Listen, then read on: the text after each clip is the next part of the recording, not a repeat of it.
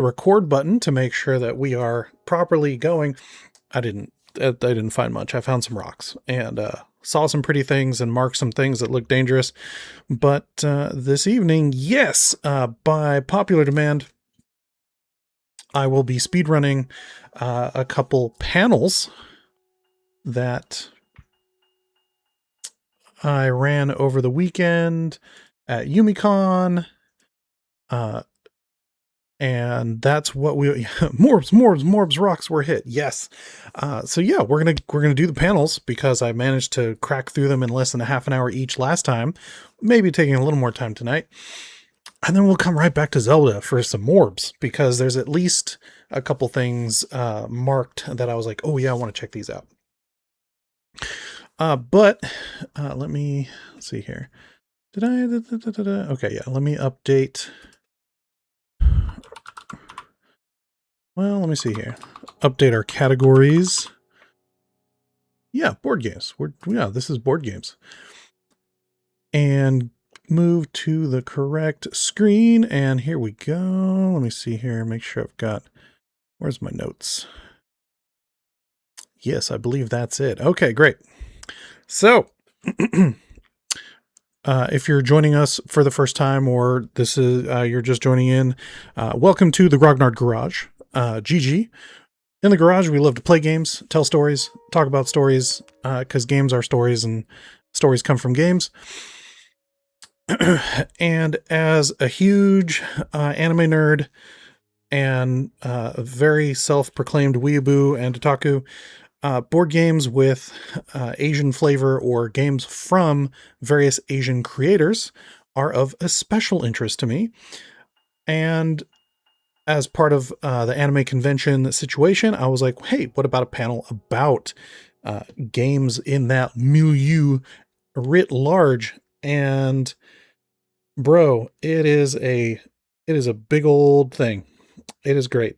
And I even have like a bonus page that I've developed here off to the side. So we'll get into that in just a moment, but let's give the full experience, shall we?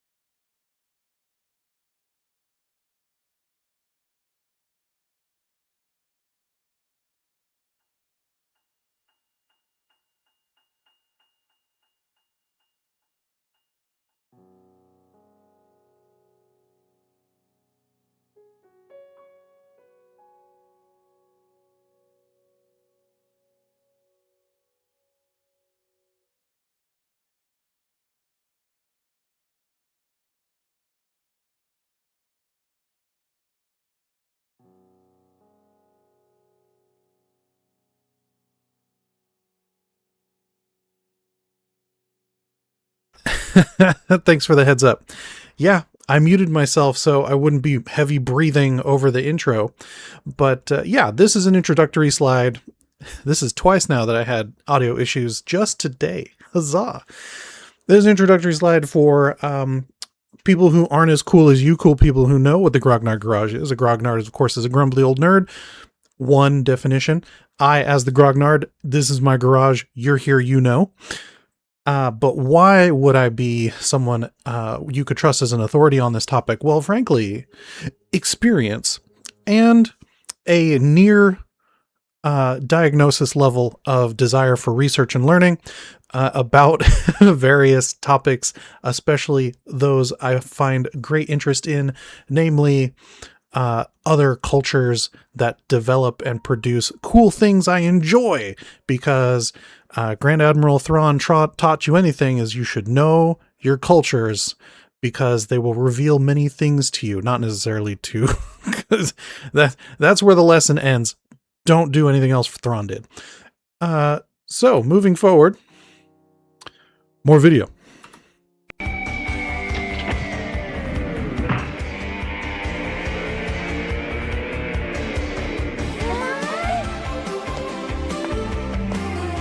今イリーガルアーミーは私の流した偽の情報でステファン研究所に向かってるはず。ナイトセイバーズ出動。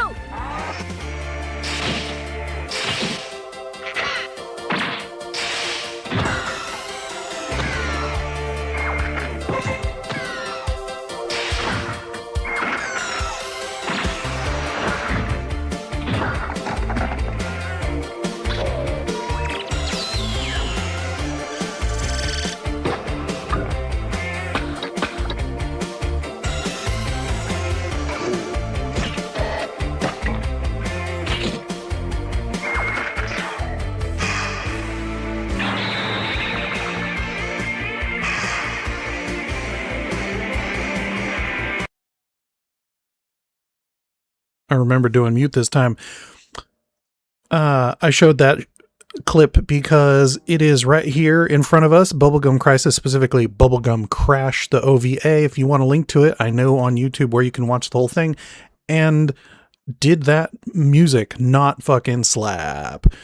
I found one place on the internet where I can get that song, but it has audio over it, so you can't just enjoy the absolute shredding happening at the end of that scene.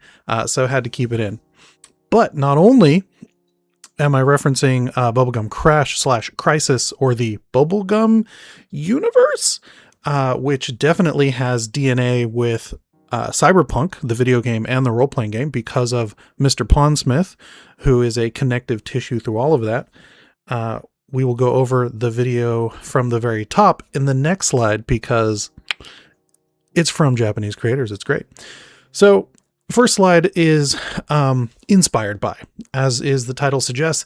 These aren't necessarily developed, produced, or built by Asian creators, or definitely not from Asian companies, but this is where the start is. You know, big nerds who aren't from there but find the cultures fascinating, building their own things, and in some cases with cultural advisors. So kudos there. L5R, Legend of the Five Rings, 1995. Gotta start with the OGs, gotta start with the hits. There's board games, there's card games, there's the role-playing games. It was even the setting, the intellectual property of the setting of L5R was actually the Asian equivalent setting for D&D 3rd edition. So it's an OG. Lots of people loved it. Good times. Moving across and through, Feng Shui. I've actually played that one. It's entertaining. It uses a D6 system. Very, very punchy, actiony. Pretty wild. Big Eye Small Mouth, another OG, another classic, originally built for use with Dungeons and Dragons, but then came up with its own tri-stat system, which is why it says tri-stats D20. But also it has a 4th edition that just came out recently. 2nd edition was massively expanded, and they have ultimate fan guides, which are basically if you want to role play in a specific anime universe like Sailor Moon or Dragon Slayers, they had a splat book for it. OG Grognard term splat book. You're welcome.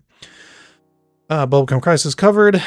Exalted seems to have hold a similar place in the pantheon as Legend 5Rs of being a somewhat more older game, but this one is definitely your sort of like Berserk / Dragon Ball Z / Crouching Tiger or Hidden Tiger, Crouching Dragon.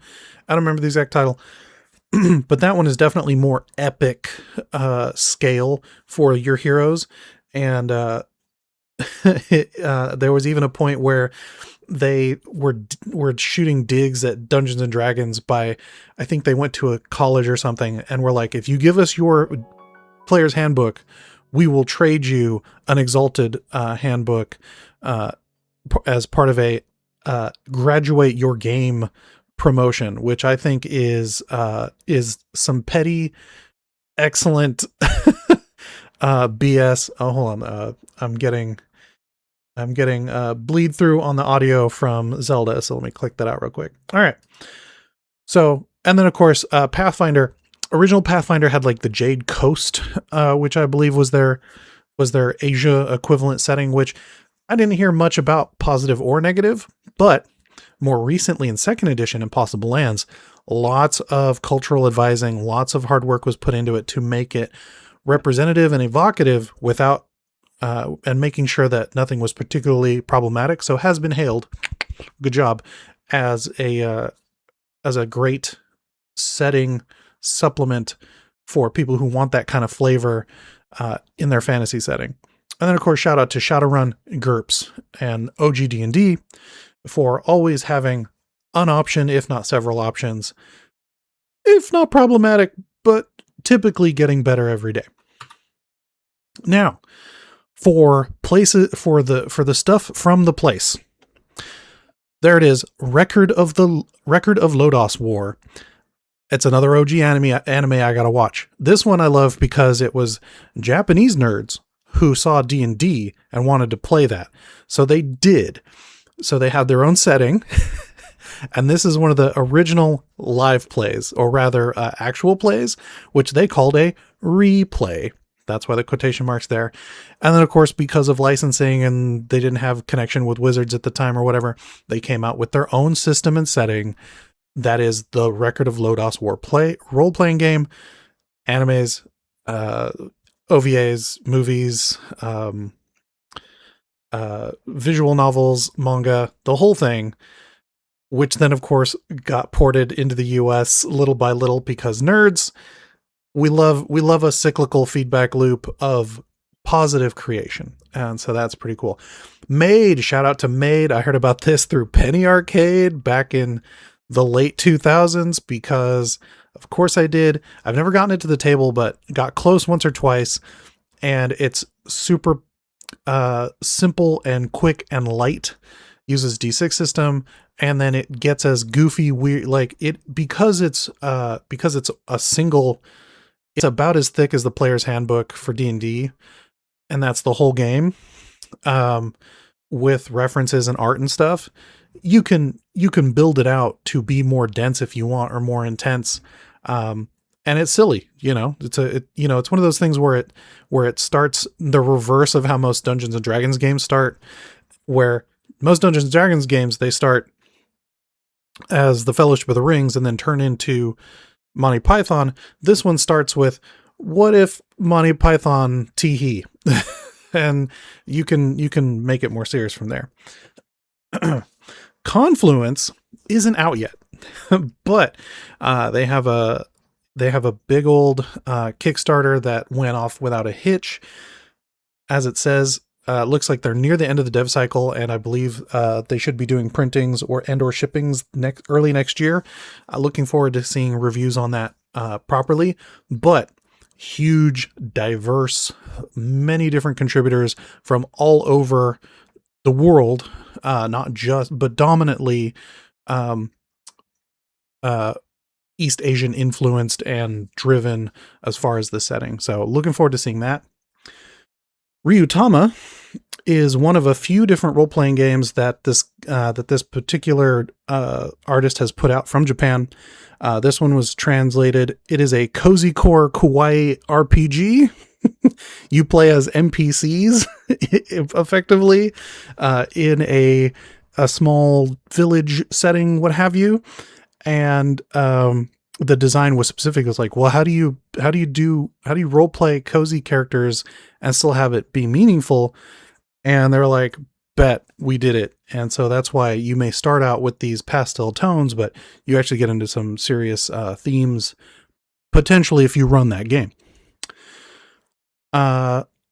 Real quick, some shout outs here in the middle. Shinobigami, Modern Ninja Battle, Tenra Bancho, Hyper Anime Action, and Tadana, Pinoy PG, cards, Filipino-based mythology and monsters, and it uses a card system for the randomness instead of dice. Super cool.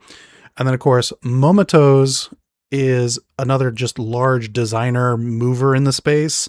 Their website is incredible.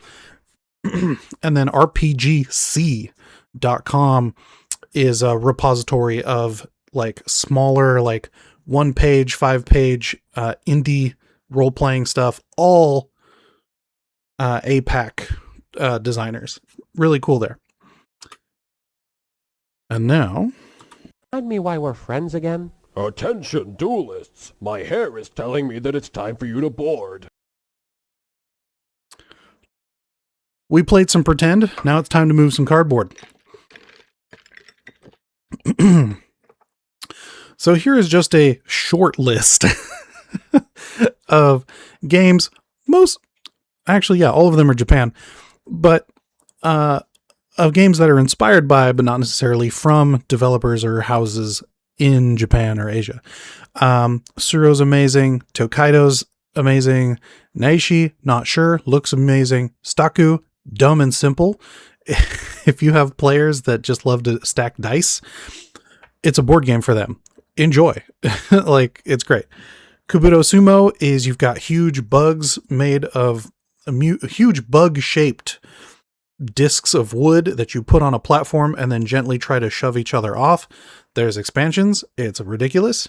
Takenoko, I've heard described as Settlers of Panda, where you try to grow bamboo and this asshole panda keeps eating it and you can't do anything about the panda because it's the emperor's. And if you do anything about the panda, then they do something about you. Samurai Sword is a fun, different take on the Bang board game engine. Samurai is Zone Control, if I remember correctly. And then my friend who is a huge board game nerd. You think I like games? He has literal walls of board games in his place. When I asked him what's one like Asia themed or Asian, he was like, this one, and pointed at River of Gold immediately without a heartbeat. So that one, and sneaky peeky little Legend of the Five Rings setting. So that's what's going on there.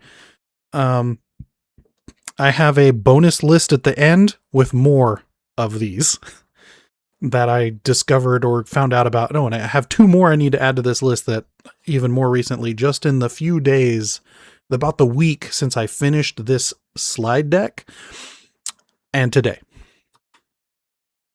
Oh, what am I doing? Hold on. All right, we're all still here. Okay, great. And now for real, either Asian creator, Asian developer, Asian distributor. Some of you may recognize some classics. Machikoro, Shadow Hunters, Shikoku 1889 is a more recent 18X game by the same designer, Yasuta Ikeda, who also did Fangs and Seventh Night, which are all fairly different board games. Dude's great for solid execution while also doing diversity. Machikoro is very popular for creating a little town tableau and doing points, and it's adorable.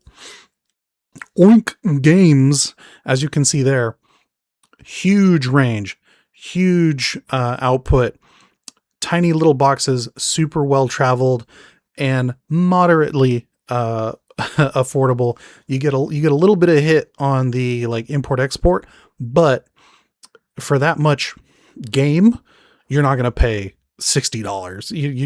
You're still in like, oh, I could spend a few extra bucks on cash on that, get a few plays out of it. Totally worth it. And many of them are incredible. They typically range from incredible to all right, with only a few like duds across a huge collection. Shout out to Fake Artist, shout out to Scout, shout out to Deep Sea Adventures as standout titles. Seiji Kanai, which I think is how it's pronounced. If anyone finds out how it's pronounced, let me know. He's also a big developer. He came up with Love Letter and My Star, which is lesser known, but still lovely, as well as 82 other games, at least those that were linked on Board Game Geek.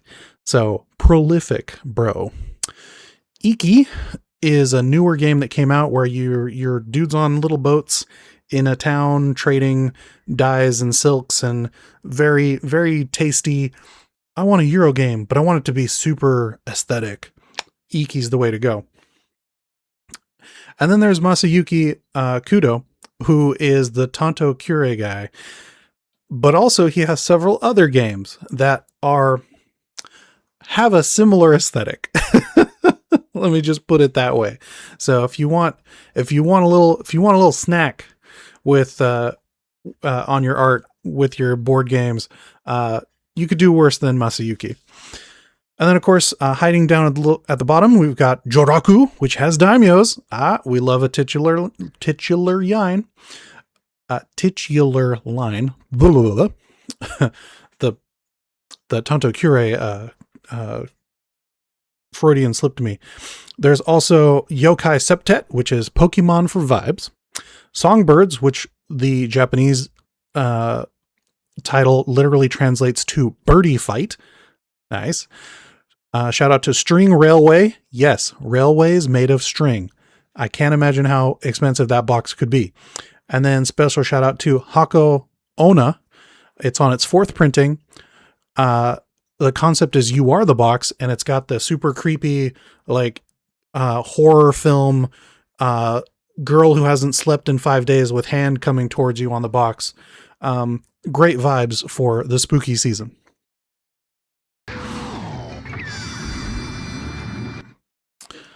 And then, of course, why not both roleplay and tabletop, especially with Battletech, MechWarrior Destiny / Alpha Strike, inspired by Macros and other mech animes, originally published in 1984. So an OG, 86 for Alpha Strike.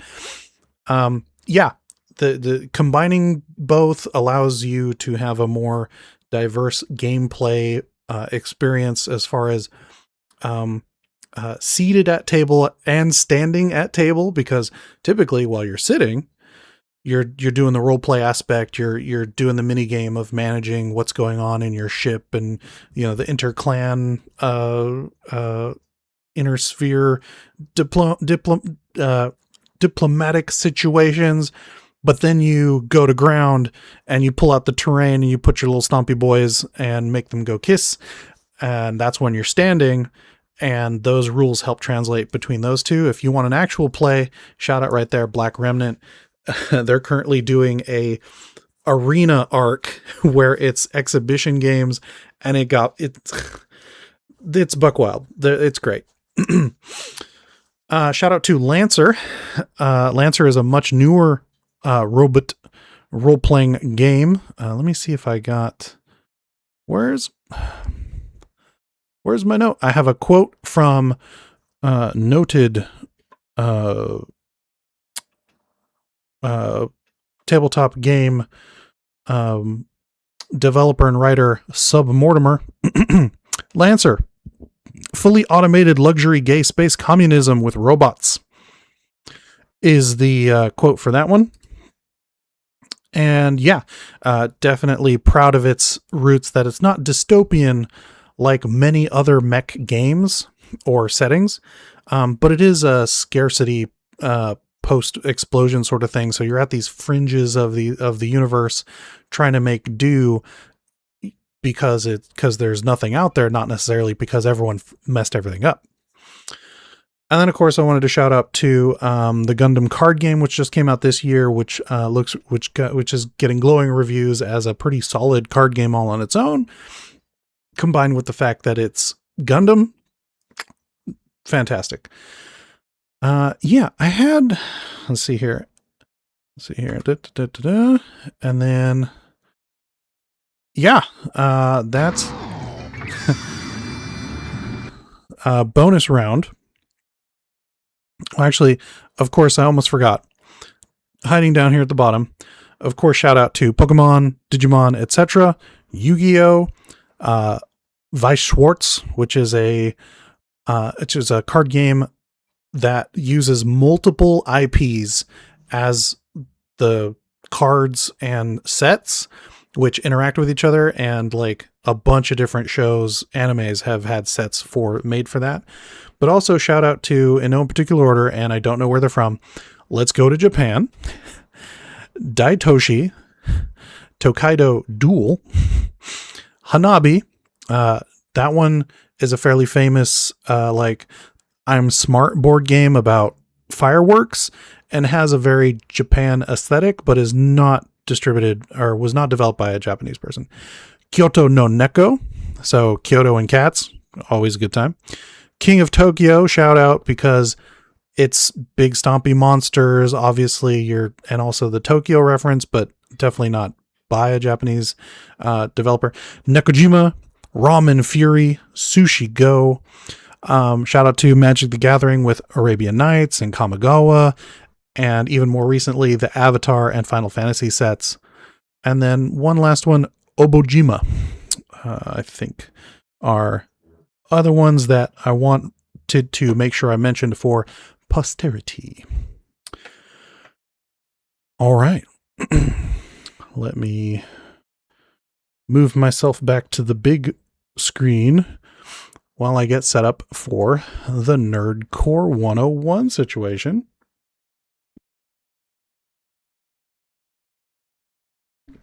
We are, of course, Baja Blasting this evening, as is tradition.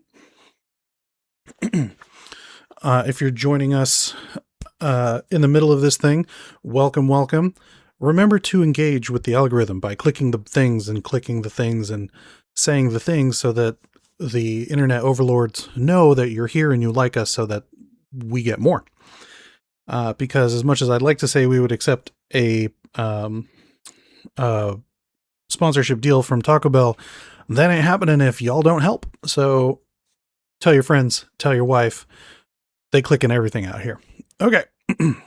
Moving on to Nerdcore 101. We start with a video.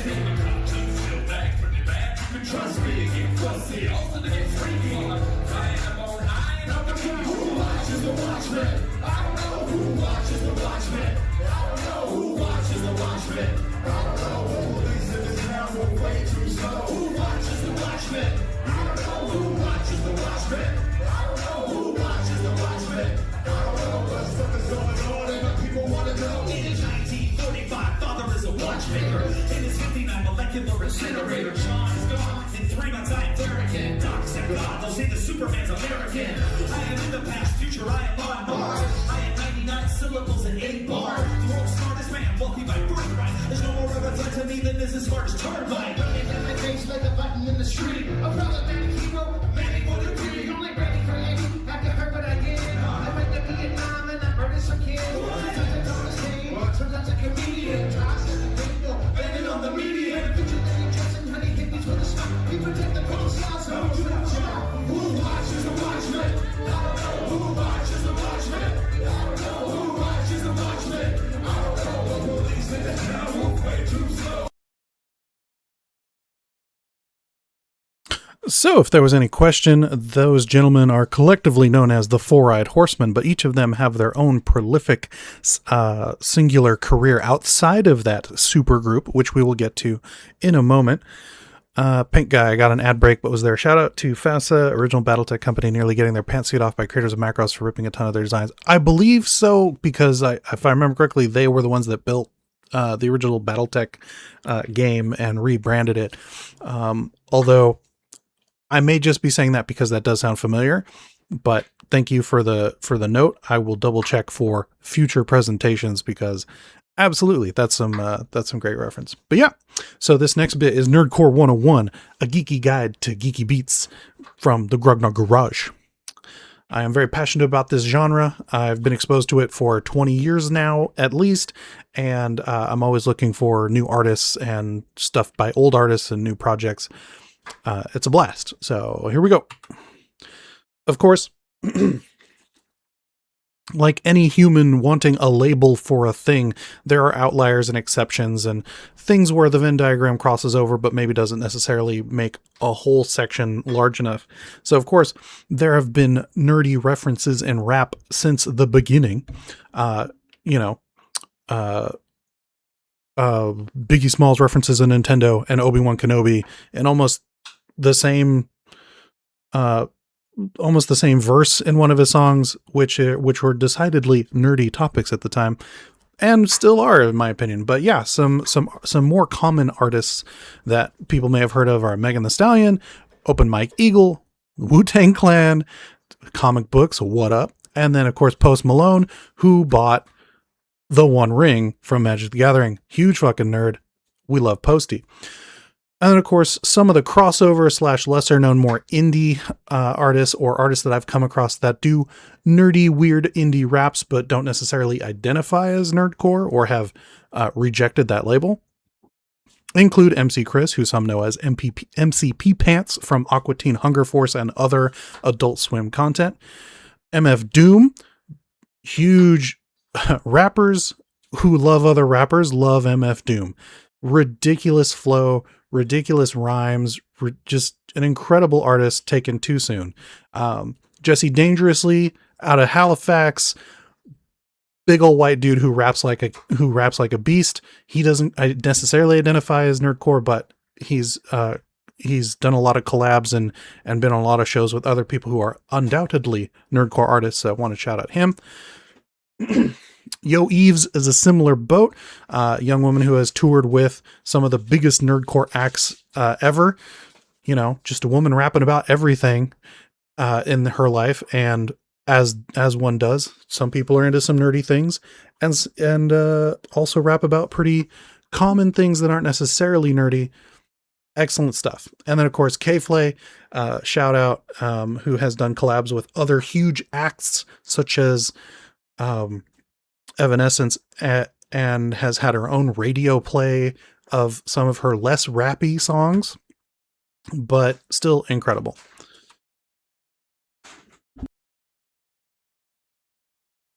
Thank you, ultimate respect you. He had a dream it would rise up and elevate. Picture the day that we all would get to celebrate. And by creating the term, he was spawning a movement of rappers who had waited the turn to speak about being outcasts and coding and things, rather than controlling a lane, and the flow was insane. My homies assumed that it wasn't real, so a live show blown away by the brother's skill. This wasn't parody, and every single word was a mood with an astounding level of clarity. And then the documentary, which wasn't all complimentary, but I felt the kinship kind of energy. So colorful and lovable, made her own skin feel so comfortable. Nerd rap rose up and it's wonderful, thanks to the MC who fronts the most.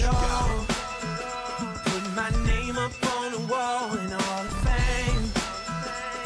By the time I'm done, the whole world gon' know the name. Rushmore, put me up on Rushmore. Till I'm up on Rushmore with the ones who changed the game. Thank you. So if I were to make a nerdcore hip hop Rushmore, it would definitely include MC Frontalot, MC Lars, YT Cracker, and random Ran / Mega Ran. You'll notice some names here may or may not overlap with some other sections of fairly consistent nerdcore luminaries, but I consider these four some of the most prolific, influential, and guiding artists of the genre from the early days and even into today. Front the most, MC Front a lot, is the OG, the first, was known for, is credited with coining the term. He's been at it since he was rapping over the instrumental parts of 8 tracks and California Bay Area native. What can we say? He may have been living in New York for many years of his active artistry, but he was homegrown in the Bay and is back. He's out here. He does stealth streams of Factorio on occasion and tours on and off. So go check out mcfrontalot.com. follow him on socials. Go see a Front a Lot show. It's a blast. Wrapped about toilet paper on Sesame Street. That's a great video. Go find it. I believe I have a clip of him here.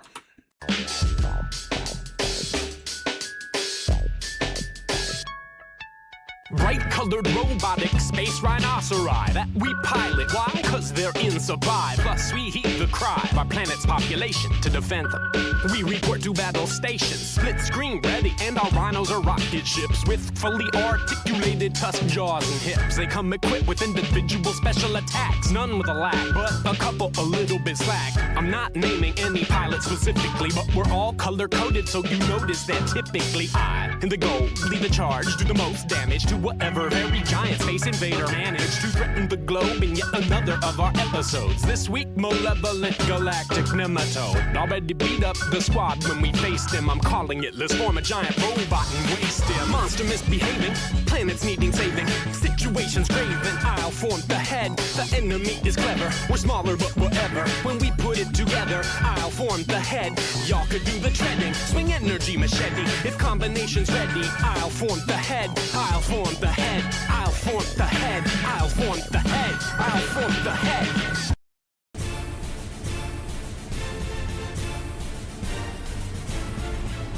It's 3 a.m., sipping on a bolt and chewing on pizza. Getting these ways down, nerd like preacher. I know where's load up, pleased to meet ya. Who's the fucking here with the gangster features? Yeah, that's me, that's a nerd like creature. I'll delete ya. Coming on my internet, disrespecting, please, I'll eat ya. So if MC Frontalot is the godfather of Nerdcore, our first king was Whitey Cracker. Out of Colorado, this dude was into every form of nerdery, even the illicit ones, and as listed here is infamous for having a hack with NASA, part of Spam Tech crew, part of spam email schemes. Whitey Cracker lives that nerdy gangster life. Well, he did. As far as how much he needs to now, I don't know. But he still stays connected to those roots undoubtedly, as he does perform at HackerCon fairly regularly out in Vegas when it's out there. And as mentioned here, you can currently find him spinning on tables at various EDM and Tech Expo stuff like HackerCon. He's got albums named Digital Gangster and some of the earliest video game sampled music with raps over them, distributed through various BBS boards, were Whitey Cracker records, and definitely helped build that sort of legitimate gangster edge to an otherwise genre saturated with derpy white dudes who live in their mom's basement. He may be still that, but also was accomplishing wild things on the internet that got national recognition. So I don't mention MC Lars or Random in the next couple slides because they come up later. Some of that first wave, though, of those early days involves some pretty prolific artists listed here, but have no longer been active. Or, in the case of Rhyme Torrents, was an original website that would take any any submission for raps, for hip hop, put them into compilations and put them out. It was basically now that's what I call nerdcore hip hop collection album with virtually no content quality control. There were absolute bangers and absolute stinkers on these albums. I have several saved on my hard drive and there are some names I just will not mention because of how much I hope they chose to pursue another career or got better. Like if some of them got better, hell yeah, I'll give it another listen. But at the time of distribution, no, please no, stop. But yeah, MC Hawkins was someone from Berkeley with a voice modulator that would put in text, and some of that stuff was very graphic because of the ridiculous juxtaposition of MC Hawking being a hardcore gangster rapper. And allegedly it was presented to him at one point and he thought it was funny, but that's just an anecdote. I don't know for sure. It was a multi-gender experience. Nurse Hella was on the scene in the early days. Futuristic sex robots. I'll never say nerdcore hip hop is not about sex, drugs, and rock and roll, because that was undoubtedly part of the milieu and still continues to be topics popular for some artists, but it isn't the only topics, because who doesn't mind some variety and arguing about the potential prowess of one particular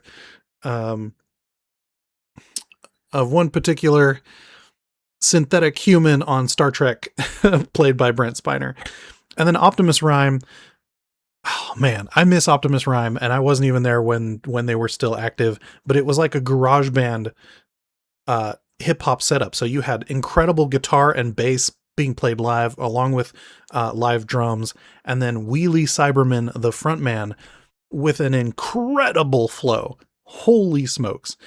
He was still active for a bit with a different project called Supercommuter I mentioned later, but I haven't heard anything from him recently, which is sad for me, because as far as a lyricist who can execute on lyrical gymnastics, top 10, top 5, incredible. So that was sort of the late 2000s, 2000 to 2009 was sort of what I was talking about as far as like when things first started percolating. And then in the early to mid 2010s, it started getting much more traction. The internet was evolving, and people distributing these things more readily meant that a larger group of people were exposed to it and becoming voracious for it, which meant there were documentaries, there were large tours, and this sort of gave the rise to that second gen of artists who were also jumping in and expressing themselves, either because they'd been doing it before and now had a larger audience, or were inspired by that first batch and also putting out their own. I have, in the original version of this, I have the two trailers embedded, but for this, I'm going to share them off of YouTube. So first, we'll talk about Nerdcore Rising.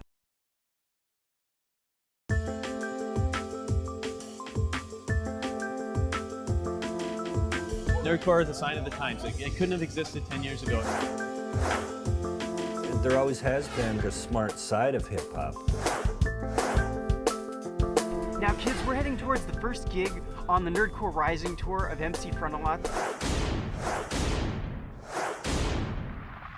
Oh man, I try to dodge fans, but they keep swarming. Frontalot's hard too. Let's have a housewarming. I love you so damn much. I sell your CDs. I'm greedy to get loved back like Ali Sheedy in Wargaming. MC Frontalot is the nerd chorus of the core. MC Frontalot is the grandfather of nerdcore hip hop. MC Frontalot rocks. I think if there were no internet, there'd be no MC Frontalot. Frontalot raps about all the things I care about, like Magic the Gathering and internet porn addiction.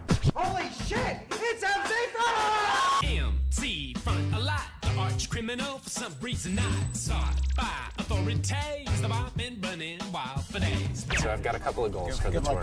One of them is to get Gabi hard drinking. Brandon, we're going to bump up the heroin. And Sturgis, we're going to keep chock full of breakfast bars. You got on the same page as X-Men? And you're even bigger than X-Men. Listen, I tell you, the Frontalot is incredible. Even recommended to rock the mic like instead of a silent. Well, how would you describe nerdcore hip-hop?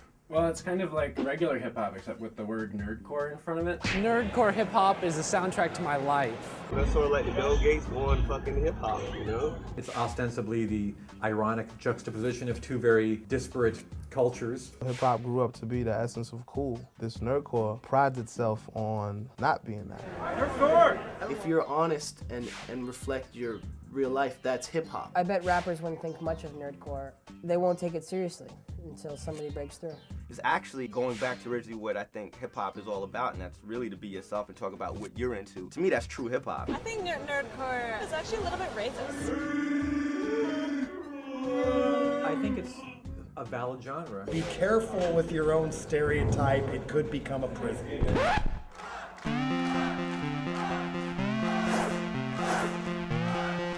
I can do this at the cost of everything. As long as there are nerds, there will be nerdcore. Nerdcore's rising.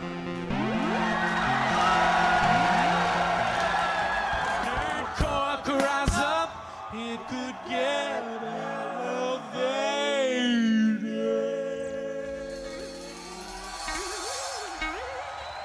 Thank you. Look, I'm having no more of this. What? No, I'm having no more of this. No, you're not here. No, I'm telling you, I'm having no more of this. The rest Eat a is for hot you. dog. No, I couldn't eat another bite.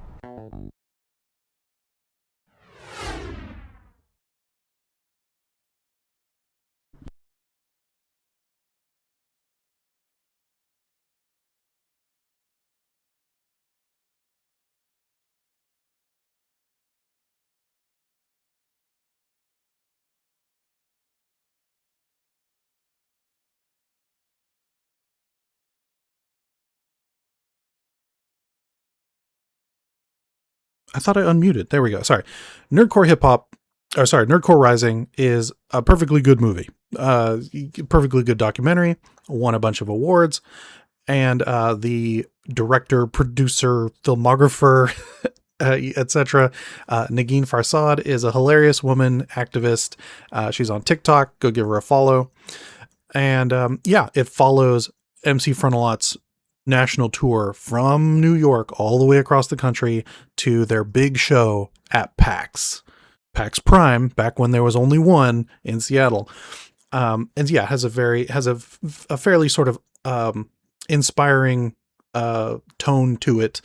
And it looks like you can watch the whole thing on YouTube, or if you want to borrow it, let me know. Who knows? I wonder if a library has it. Support your local library. There was another documentary at that time, though, Nerdcore for Life.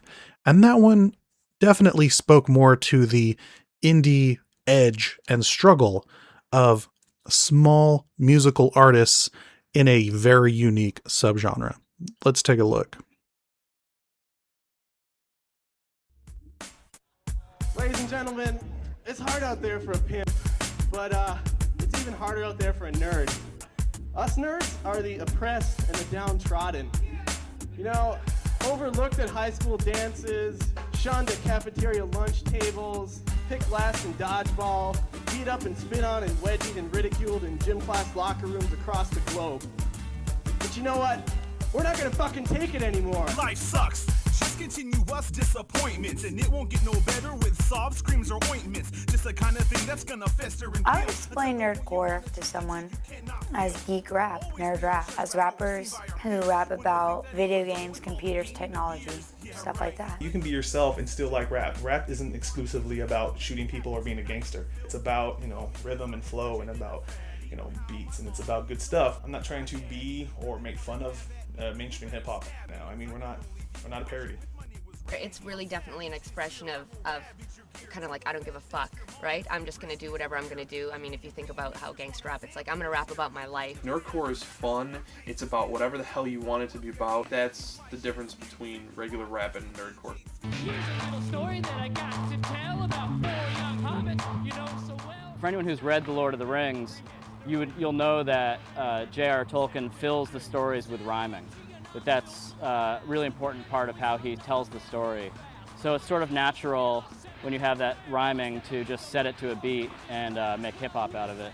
The idea of Stephen Hawking rapping in itself, that's funny. But then you add kind of the ridiculous upon the ridiculous upon the ridiculous. And to me, that's really funny. Nerdcore life ain't simple. Bishojos, this is a Japanese word for pretty girls. And I use this again and again because it's my way of having that kind of rap thing of being all about the ladies, but in an incredibly otaku-centric fashion. I love nerds. I love nerds. I'm just some fucking dude. Who the fuck cares, what I have to say. But if you have your, character, then it's like, even when you play D&D, you don't play as yourself. You make a character. You invent a character. You roll the dice to decide like what your MCing level is. You might get a 3 and you can't rap, or you might have an 18, and then you'd be a great rapper. In my time, I seen empires crumble. In my time, I seen Snape kill Dumble. In my time, I seen fools net stumble. In my time, I seen loud go humble. In my time, I seen bubbles burst. And in my time, I seen Hubble's cursed. In my time, I seen trouble hurts. And in my time, I've been through worse. Big smiling, programming their hand in these fans with unbeatable jams, and let's face it, I'm visually basic. Hand me a website. You're gonna hear people rapping about comic books, video games, role-playing, non-deterministic finite automata. But we all got one thing in common, and that's that we're all trying to preach the gospel of nerd empowerment. We're trying to spread that nerd pride, spread that nerd love. Nerdcore is great. It's gonna fucking blow up and shit, and we're gonna be rich as hell. I'm gonna play diamond video games. I'm gonna have an arcade that is made out of gold. If you're doing Nerdcore and you really want to become famous out of it, it's just not gonna happen.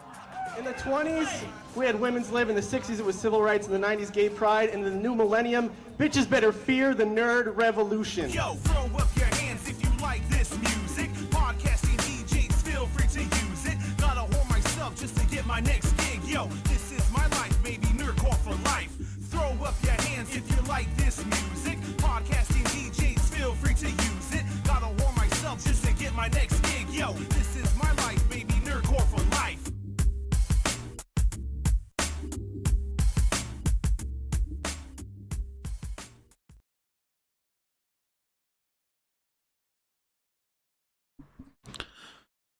So yeah, I think you may have clocked the definite tonal shift and general production value. Not it's good. It's solid. It does its job, and it definitely tries to dig in on what the culture is about, and where the genre is and where it's going.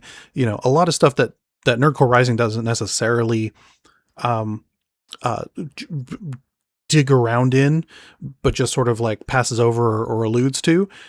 So I have a copy of that as well. I don't know where it can be watched on the internet, so if you know me in real life and you think I'll trust you with a copy, let me know. Or maybe I'll do a screening somewhere. That'd be cool. So yeah, also fascinating. And then it reminded me there was a couple artists that I don't have on these slides, like Dr. Popular. He's a San Francisco dude. He was the one with the yo-yos. He makes zines. He's just a huge nerd here in the Bay. Hasn't put out any music recently that I'm aware of. And then, a lot of other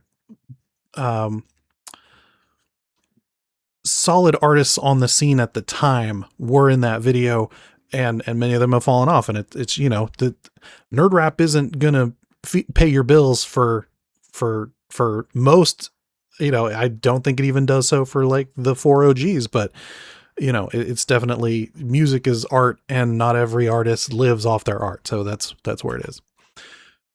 So some of those rappers we saw in both of these, who are Nerdcore, include Zealous One, Mad Hatter, Emergency Pizza Party, or EPP, which was composed of MC Rections, Betty Rebel, Benjamin Bear, and MC Router. MC Router was the one with the Geek Life tattoo and the sort of like scratchy tonal throat thing going on. Her raps are fascinating to listen to.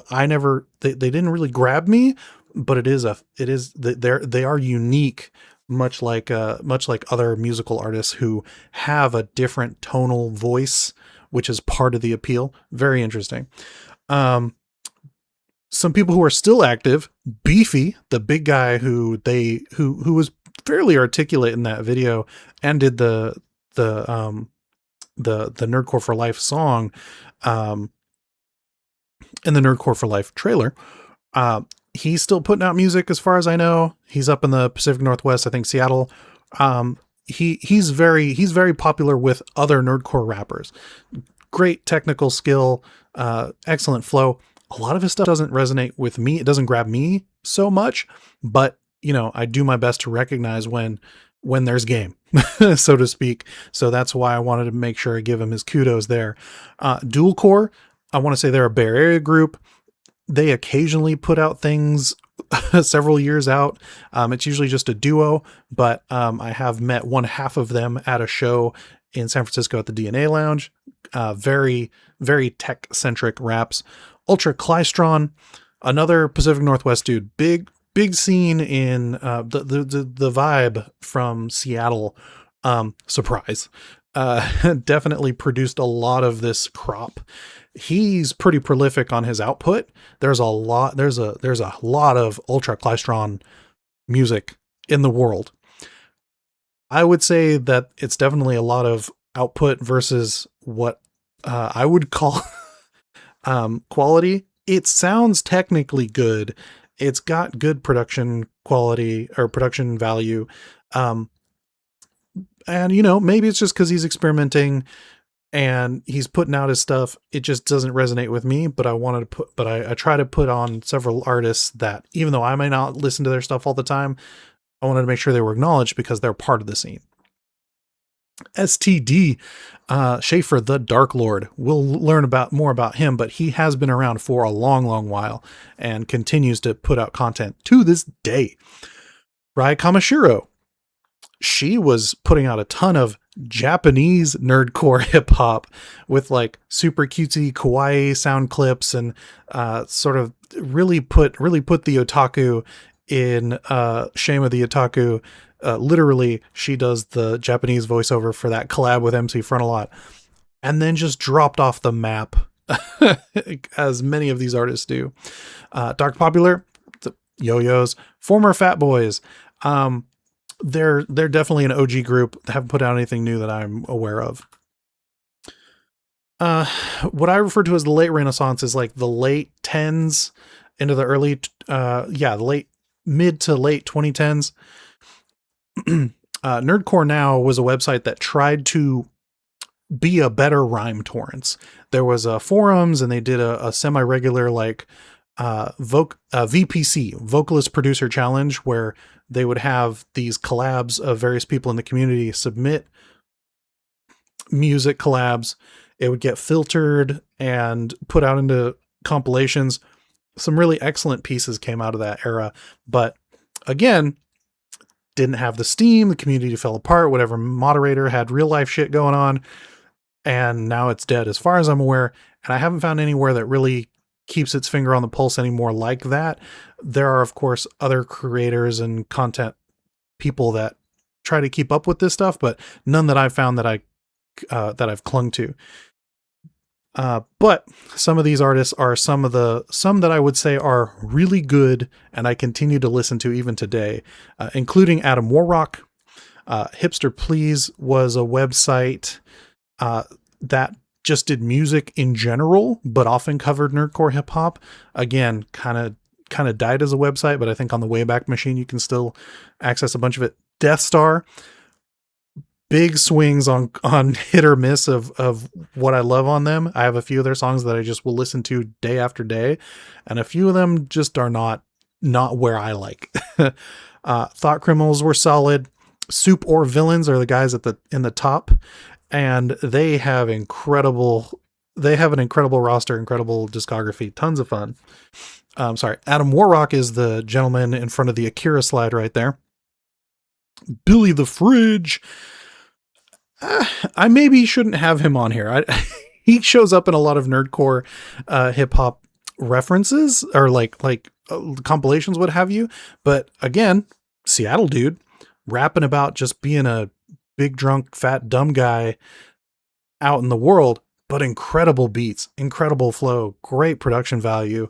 So I want to make sure he gets the shout out there. Dr. Awkward, the gentleman in the purple there, really resonated. Out of Southern California, grew up with a bunch of other artists and just has incredible music production, incredible raps, incredible rhymes, has fallen off in recent years. So not much out of him. Torrance, I don't remember anything about.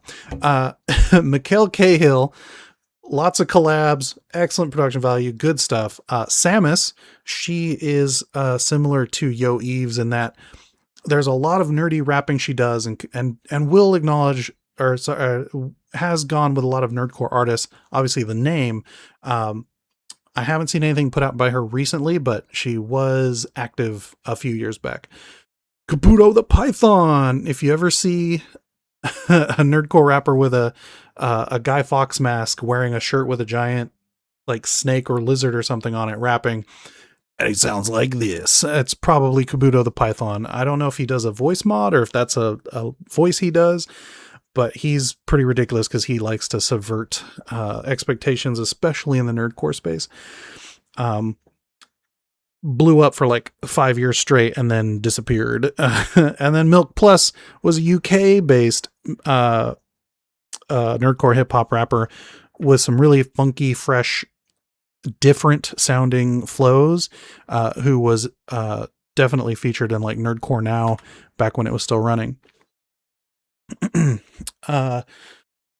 Last time I did this panel was pre-pandemic, and at the time of creating this slide deck, all these artists were putting out content that year.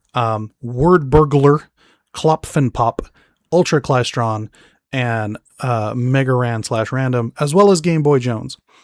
Today, it's mostly just Mega Ran and Game Boy Jones, because Game Boy Jones is a much more recent artist to enter the scene.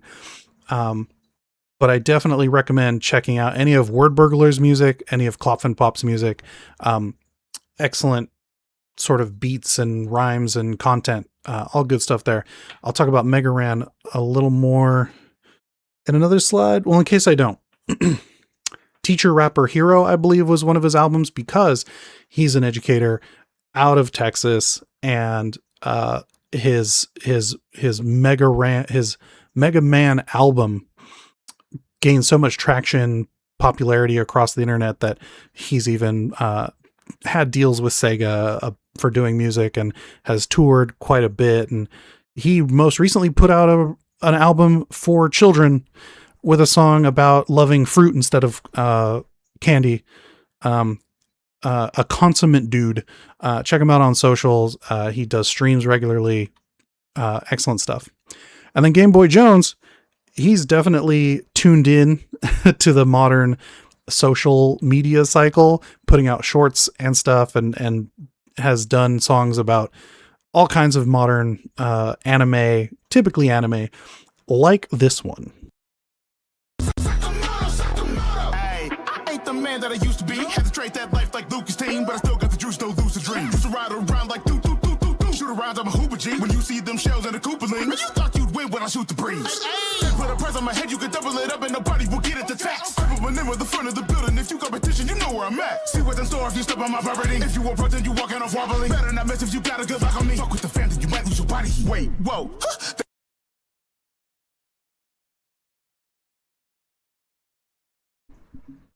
There we go. For some reason, I'm having trouble unmuting this thing, so I'm afraid we might have missed a bit. But yeah, Game Boy Jones, tons of fun. Give him a follow. Check him out on YouTube. Check out his discography. Good stuff.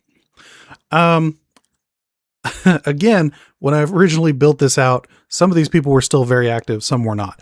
Shout out to Bill Beats, who is a producer who makes a lot of background music for rappers.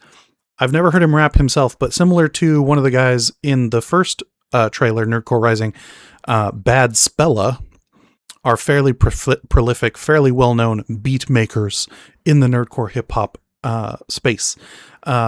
He's there in a photo shoot with Shubzilla, another strong female rapper, again from the Pacific Northwest, if I remember correctly. Again, like I said, to Seattle. Who knew? Of course. I don't think she's toured recently, but definitely shows up at random shows here and there, does collabs, and had an album out several years back. Daylight, similarly, was putting out a lot of nerdy raps. I haven't seen anything from her recently, but that doesn't mean she hasn't put it out. I just haven't double checked. General Vega Army, big on social media for a while. The algorithm hasn't shown him to me recently. I don't know if he's still super active. Richie Branson is another of my favorites. Just straight out putting it out there. He helped found Otaku Gang, which is why the arrows there, with Grayson. Grayson, of course, as the name might imply, lots of DC raps. So fun stuff there. Love it. Down in the corner there, one of the OGs, MC Lars from the Bay, because rocking the A's, degree from Berkeley. Him and Schaefer the Dark Lord to the right just put out an album last year, the year before, called 333, which is a spooky album based on Disney properties. Love this genre. But also, Schaefer, being a East Coast New York lad, has done a few collabs with the Lexicon artist, who moved out there, I believe, pre-pandemic. But again, she's actually originally a Bay gal with a psych degree from Berkeley. So interesting, the Venn diagrams. Whenever I write my dissertation on this, I'm definitely going to be like, there's some hot spots. But yeah, we're going to enjoy a little duo from Schaefer and Lex next.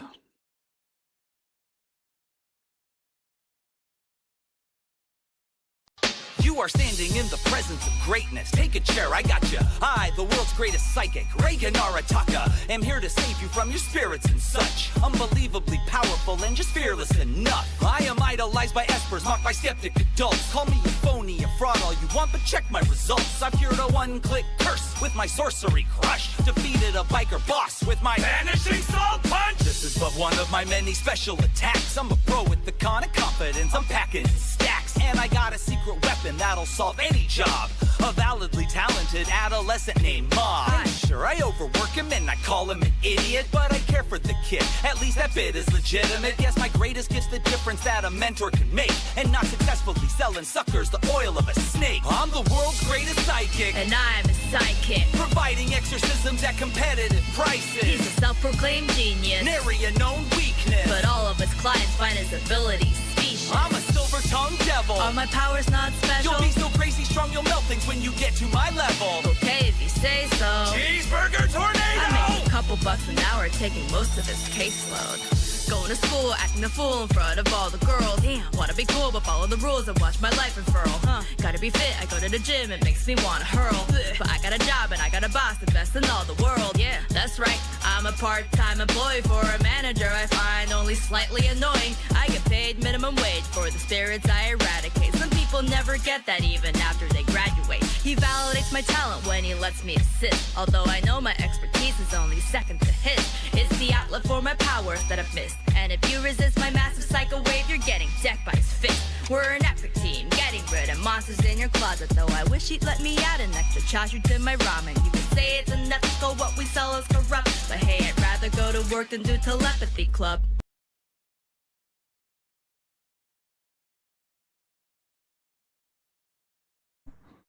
Right. I put those slides in the wrong order previously, so that's why I was like, go forward, go back. Okay. So yeah, that was Schaefer the Dark Lord and Lex the Lexicon artist rapping as Reagan Ayataka and Mob of Mob 101. I watched the first season, absolute blast, and then it's just so good, so good. So this is the bonus lightning round of, oh wait, I didn't add these at the last minute, so I had to slap this slide in before I submitted it. Kadesh Flow, also a sort of an OG, definitely a fixture on the scene for the last decade or two. Charlie Curtis Beard is a newer one that I've come across, was a name I've come across more recently, but has contributed here and there. Nerd Night Productions is a SoCal collective of nerdcore artists. They put out a few things here and there. I heard about them last year. Don't know how active they are in the scene where they are locally, and so in Los Angeles. but wanted to make sure they got out there. Tribe 1, another rapper's rapper in the nerdcore scene, also been a fixture for a while. Daddy Fat Snaps was one I heard about only this year, and some of the stuff is fun. I haven't listened to too much of his catalog, so take that as you will. Same with Fable. I want to say Fable actually has connections to Grayson as far as collabs, Rustage and Schwabadi, and also Longest Solo Ever.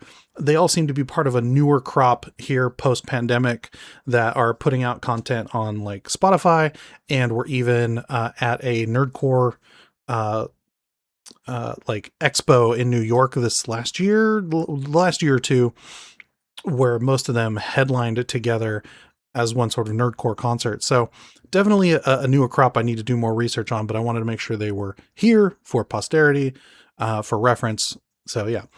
And then once again, another list of those who have moved on, or at least as far as I am aware: Sky Blue, Watsky, Louis Capone, Zamir, Too Mellow, Damseline, Messiah Carey, and K Murdoch.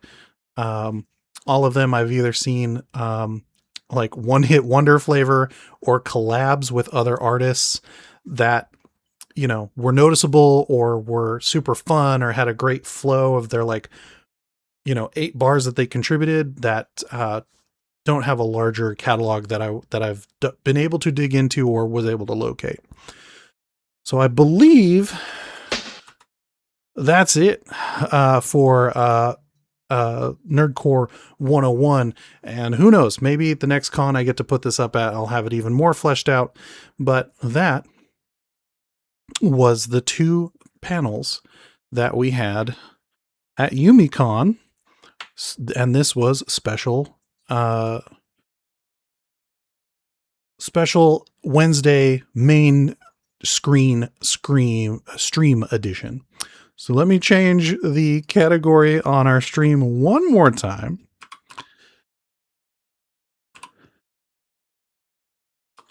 And we'll get back to Breath of the Wild for the next 45 minutes.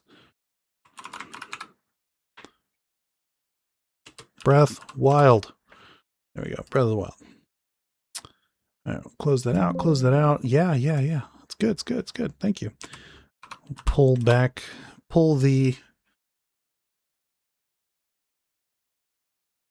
capture card back up.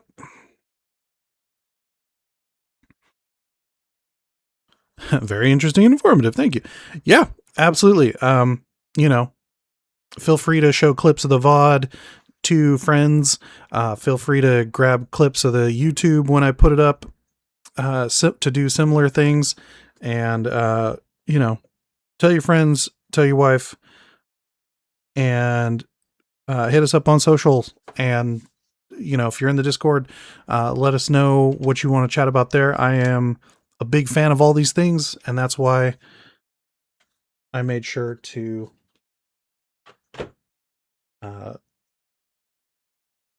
do my best to curate this information for the larger world, for those willing to engage with it. But yeah. Okay. I think I got this set. Oh, my streaming software is thinking about it.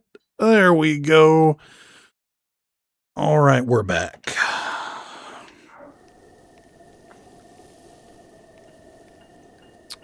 Okay. Well, since we're on main quest line, let's go check out a few of these things I've clicked for further investigation.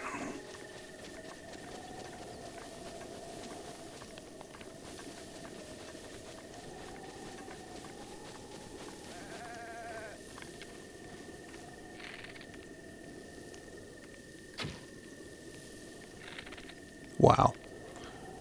I should get an achievement for that. I like shot right through its horns.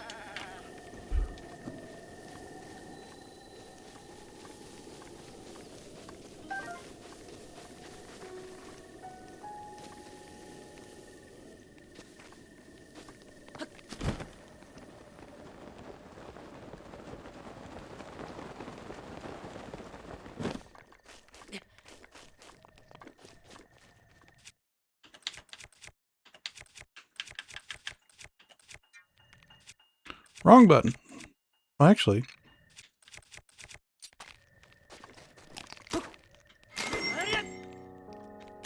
No. No. I tried.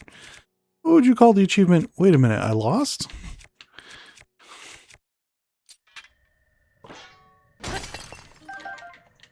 Shooting through the horns. Wait a minute, I lost. I don't know. Maybe you're on a reference I'm not aware of, but yeah. That's good. Oh, hey, little guy. Hi. Oh, where did I get you from? Is there a puzzle down here? I guess there was a puzzle on the wall. Cool. Robin Hood Men in Tights. Oh yeah. Oh yeah. Oh yeah, cuz yeah, the archery. Gotcha. All right, I'm with you. All right, I'm with you. Yeah. An archery tournament? I watched part of that again recently. I think it was on some channel at a hotel I stayed at. And I was like, man, Mel Brooks, guys. He's real good. And it holds up. You're like, wow, this is still good. I don't trust that pile of rocks. I think that pile of rocks might try to punch me if I get too close. No. I want this button. Right? Might it? Might it stand up? That's fine. I don't need to get too close to it.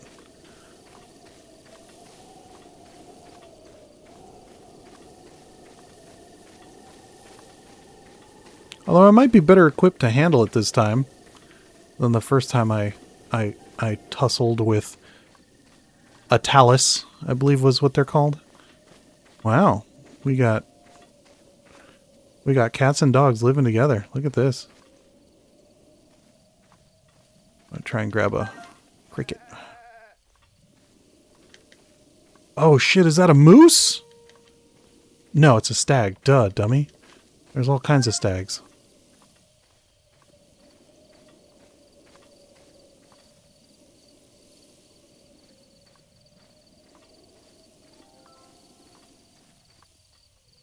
I wonder if I could hit it from here.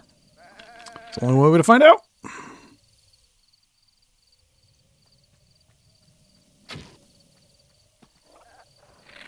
Nope. Well, it's funny, these goats didn't notice. Oh wait, no. Come here.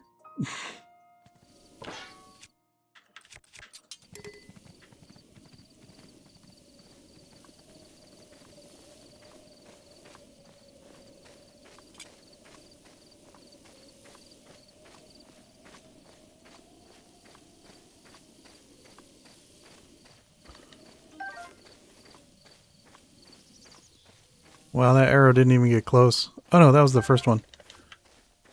Or the second one that I just popped off trying to get another goat.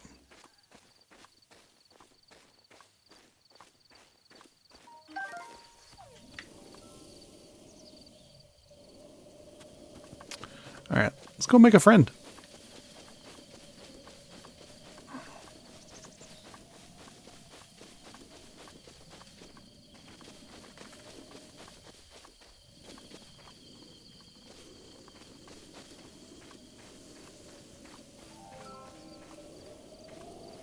A wanderer.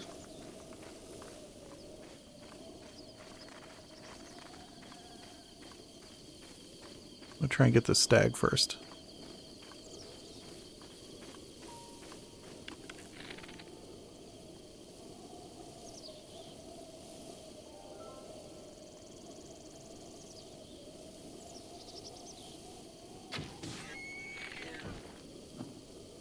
Nice.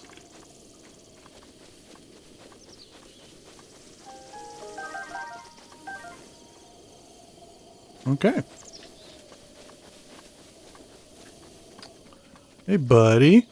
Hey. Eric. Oh, so you heard me humming, huh? I'm Eric. I'm traveling the world on a journey of self-discovery. I'm heading for Zora's domain now, but I'm lost. I was just about to give up. But then, like, I heard a voice coming from the North Tower. Crossing the Rutula River would be next to impossible, though. Zora's domain? Zora's domain is home of Zora. It's a town in Lanyaru. But crossing the Rutula River is impossible. It's a hard place to get to, so I just gave up altogether. Something else you'd like to ask me? North Tower? If you continue north from here, on the other side of the Rutula River, you can see a huge tower on the opposite bank. Thought I heard a voice coming from the top of the tower. I wonder if someone's up there. Something else you the Rutula River? Zora's the wildest river in Lanyaru. You'd be risking your life if you tried to swim across it. If you want to go north of it, you'll have to walk patiently to Lineback Island in the east so you can circumvent it.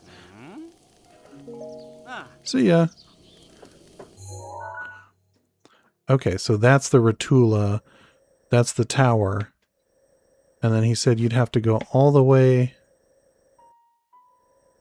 to an island to circumvent it.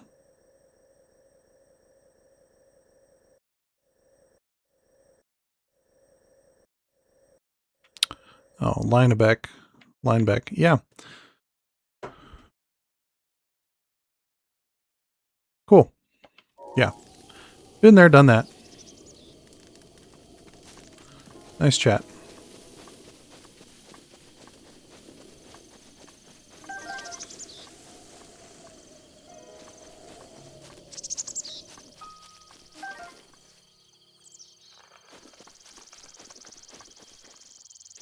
Ooh. Ooh. Oh, come on.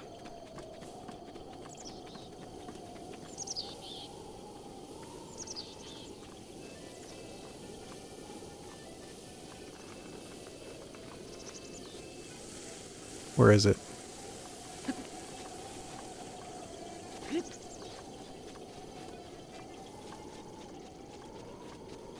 Yep. Yep. Yep. Okay. Ooh. Ooh, this place is so cool. Alright. I know how to handle these now. Which bow? Yeah, we'll use the cheap bow. Okay. Alright. Where do we got? Oh, okay. Is that it? Oh, we got these? Okay, we got these crossing. They move. There's one. Oh.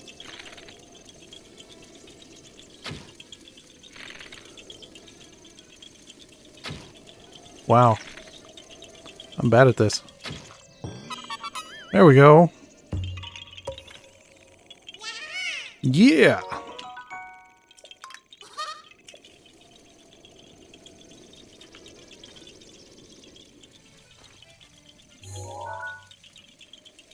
Oh, it's Kaz. Shooting arrows off into wherever he is. That's cool.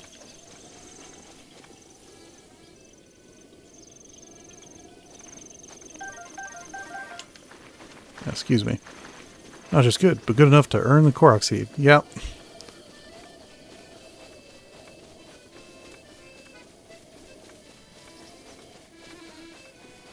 Hey, Cass, play that song again.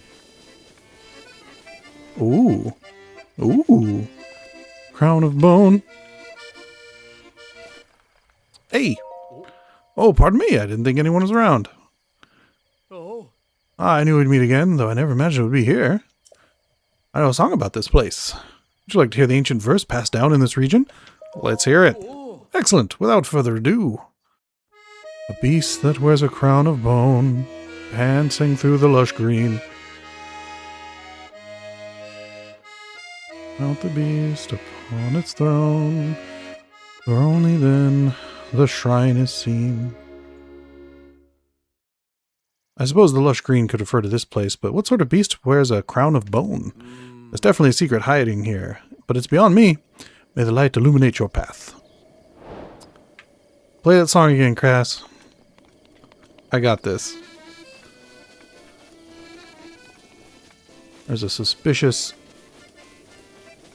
suspicious thing over here that I'm gonna suss out.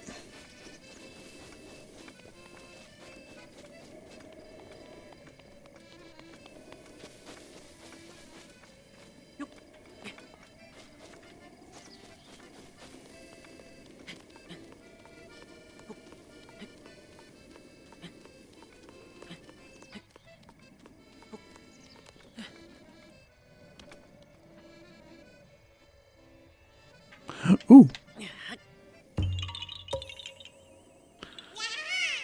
Play the funky music, bird boy. Exactly. Alright, well, I don't think that was it, but...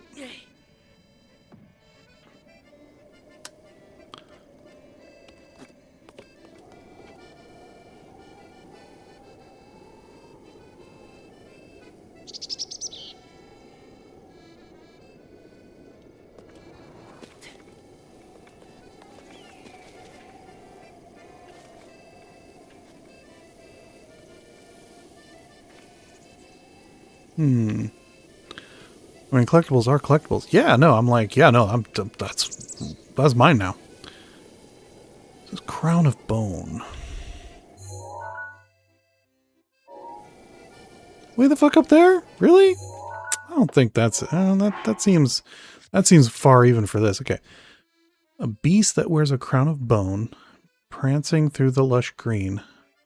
Mount the beast upon its throne. Oh, wow. Oh, wow. Really? Okay. So a beast that wears a crown of bone is a stag. It's a deer, right? So I get to ride a deer. So mount the beast upon its throne, for only then the shrine is seen. So I gotta ride a deer onto this platform to reveal the shrine, which is a awesome challenge, which explains why there are a ton of them around here. But oh brother, we've had that adventure, but now does it have to be a stag? It probably has to be a stag, because does do not have antlers typically. I think there are some exceptions, but not typically. What's up, lads? This throne. Was it throne? Was it about thrones? Mount the beast upon its throne.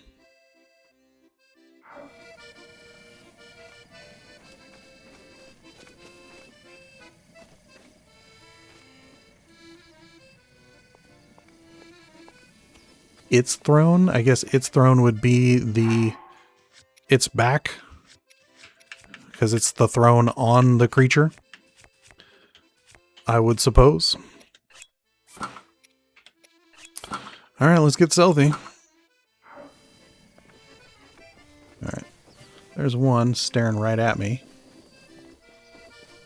Maybe not optimal. More doe.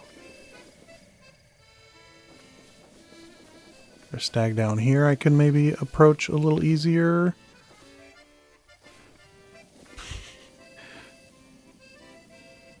Would a ram count?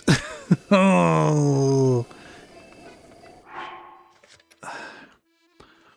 Beast that wears a crown of bone. Prancing through the lush green. Yeah, goats don't prance. Yeah. Okay. Alright. Alright. It's a stag. It's definitely a stag. Oh, this one I've got the butt pointed at me, so I might have a chance here. Alright. Let's see if I've even got some food to help me out with this. Nope. Instead of wandering around the mountain, I probably should have done some cooking. All right, let me clear my path here.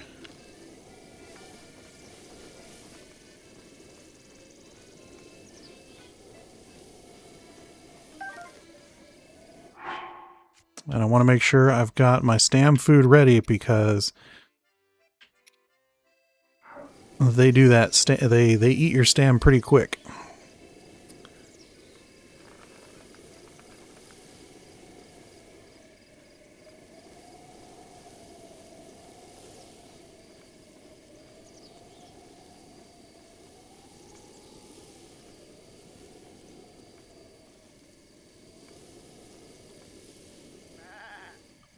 Yes. Yes. Yes.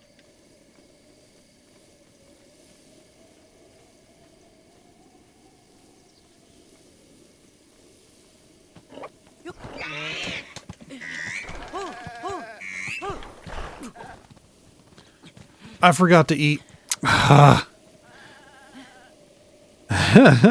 Okay. All right.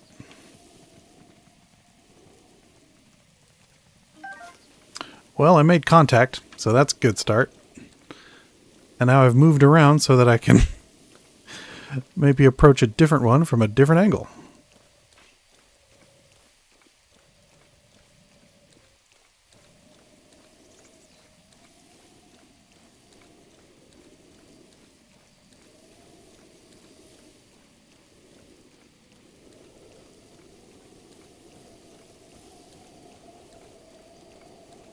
Ooh.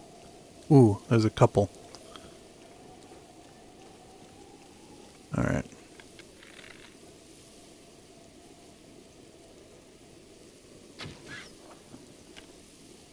No, spooked him.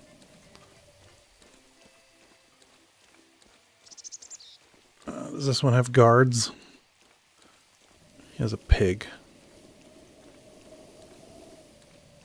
He's in front of the pig. All right.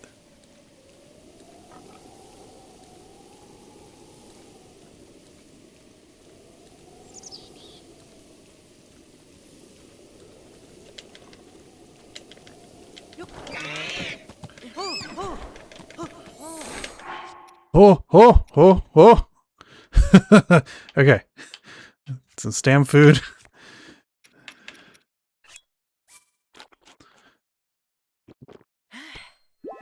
Okay. Okay. Here we go.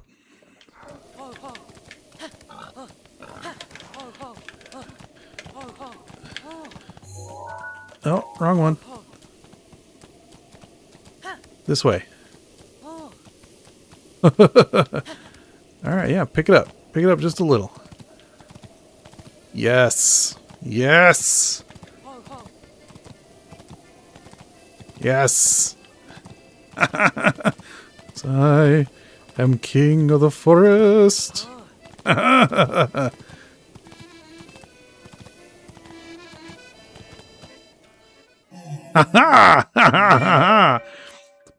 Ride something, not a horse.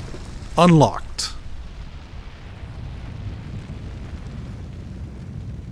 Wonder if I can stable it.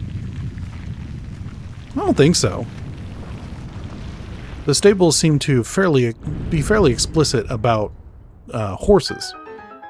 But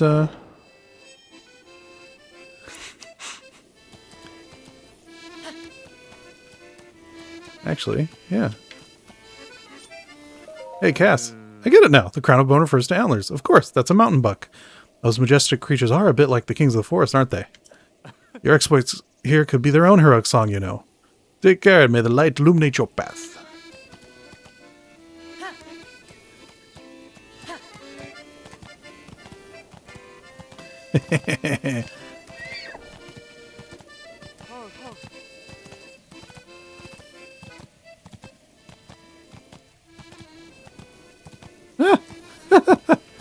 Nice. Nice.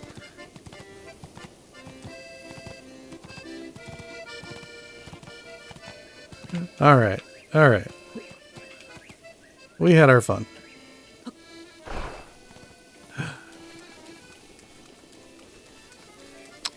I'll let that one live. Mezzalo Shrine. Orbs, orbs, orbs.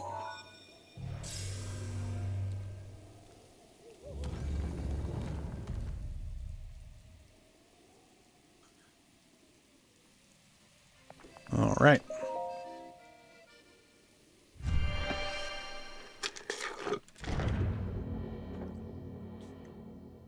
Goddess statues. Yeah. Oh, it's our first of 4 orbs. Let's see how difficult it is. I feel like they could just do this one as a gimme because, tame a deer. Nope. Okay. Fine. To you set foot in the shrine, I am Mezzalo. In the name of the goddess Hylia for this trial. Ancient Trifecta Mezzolo Shrine. Trifecta? You got 3 things of bullshit here?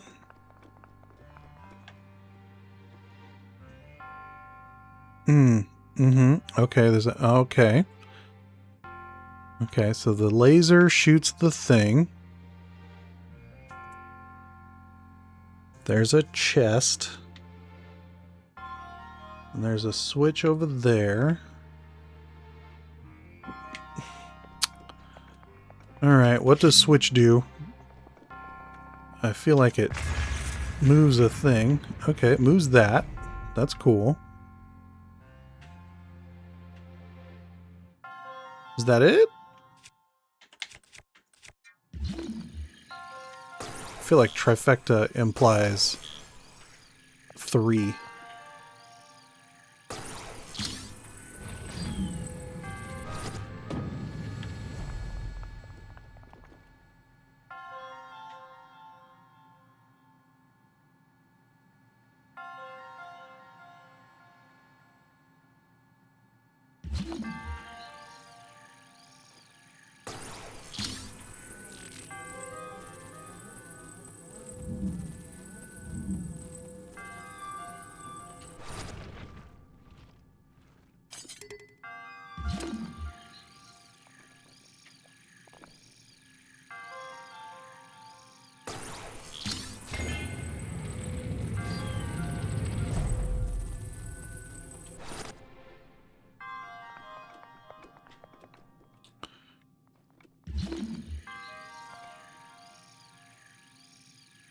Oh. I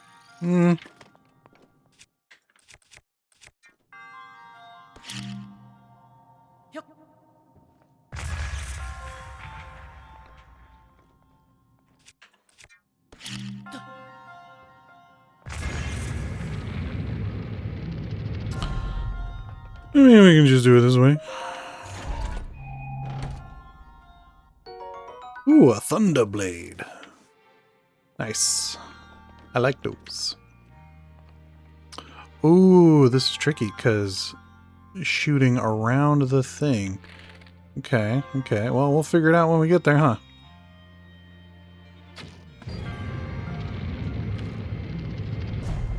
Alright, we step on the switch. Door opens. Oh. Gotcha. Alright. Cool, cool, cool, cool, cool, cool, cool.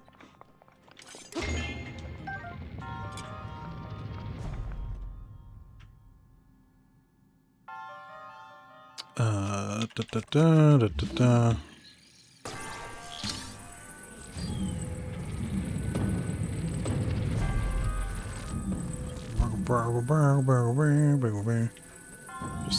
Just there. Just there somewhere. Just, yeah, there we go. All right. And then...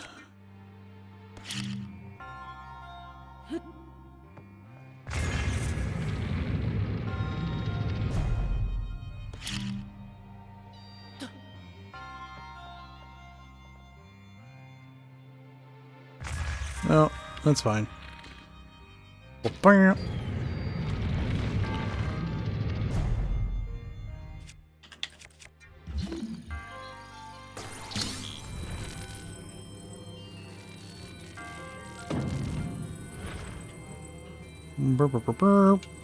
Blomp.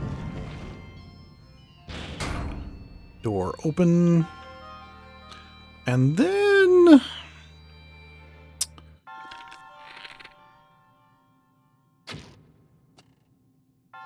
And then how do? Hmm.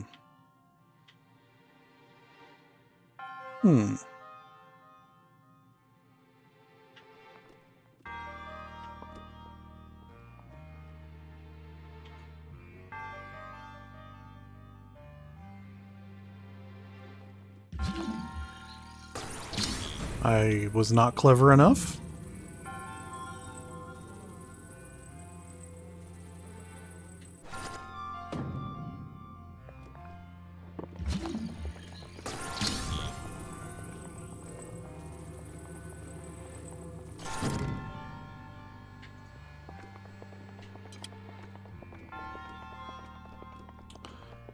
All right.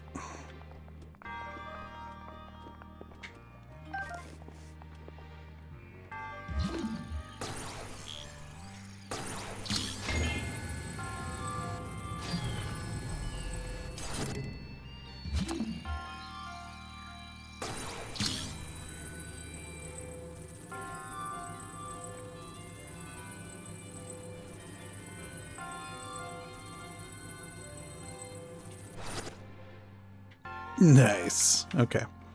Where's the... There it is. Okay. I think I have a wobbly arm. I don't have a wobbly arm? I'm just gonna have to break this one? Okay.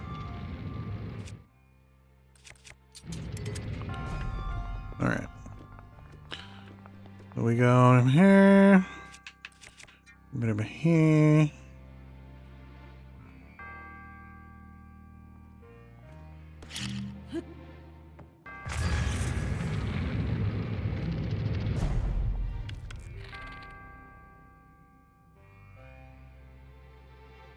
Well, then how do I get... Hmm.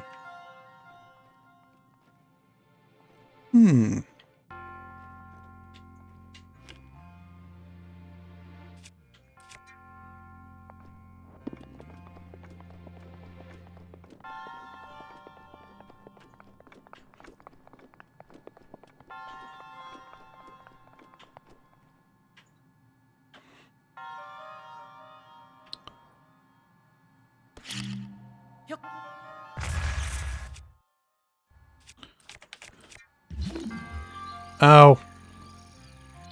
Okay. Okay. Okay.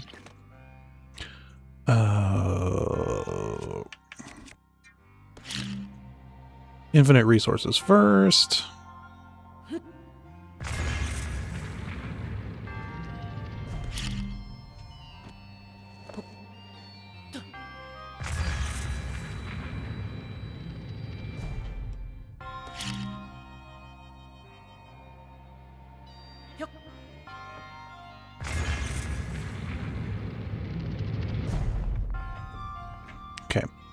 Okay. I think. Ooh, nope, still not sure.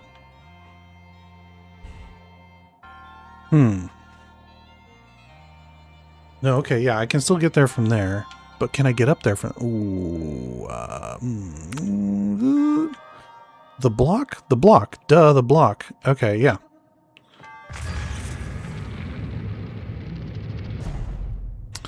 Okay. We will trust the block. Yes. Come here and chill with me. Alright.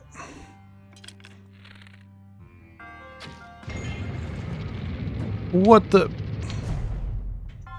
That's fine. It's fine. Come here. Come here.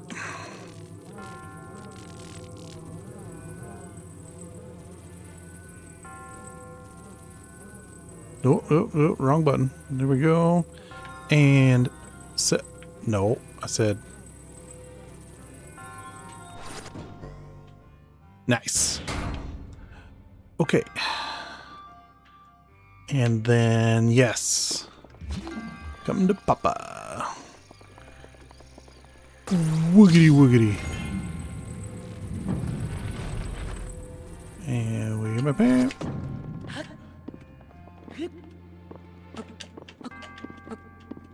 Oh. Come on.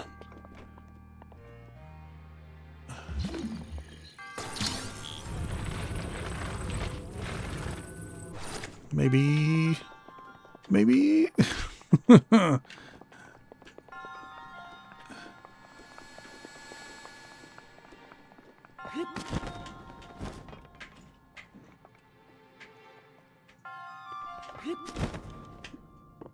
Nope.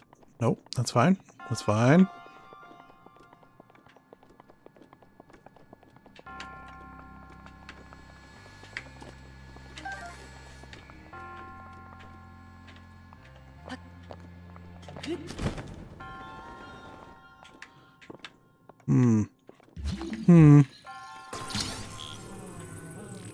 So there's obviously a thing there. Like, what happens if I slot it? Yeah. What does that do? Does that do anything?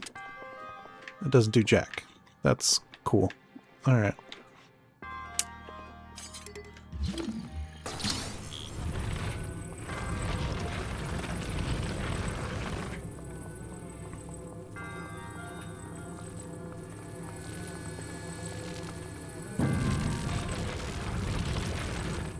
Yeah, this makes total sense. This is this.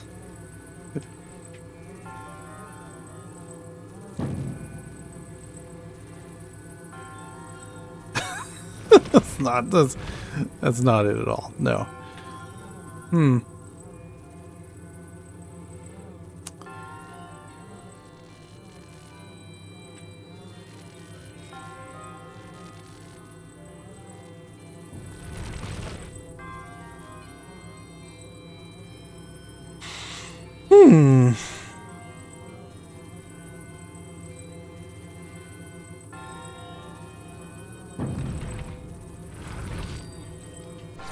Does that do anything?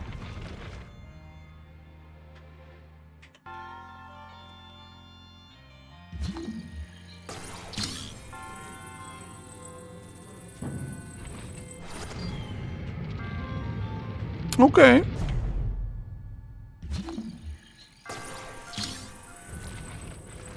It does something.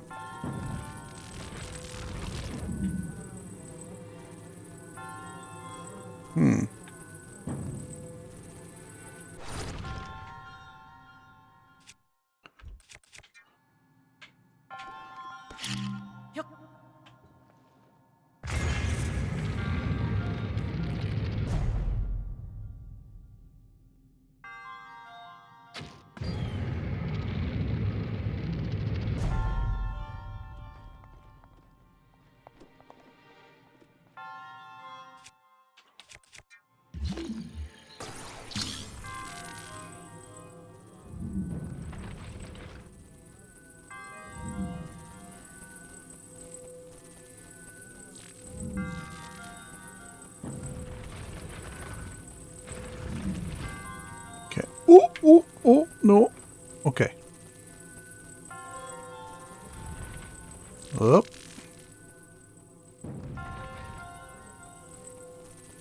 And out. I don't think that's far enough. Nope.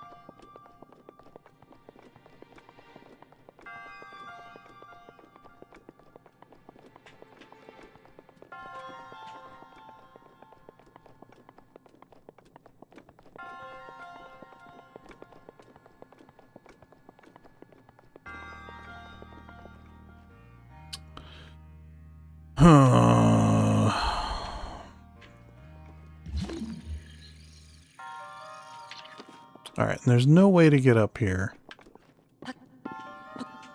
Solid surface.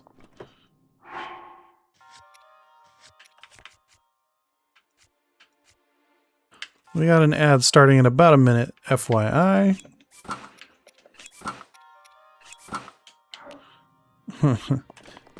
Yeah, no, didn't think so. That's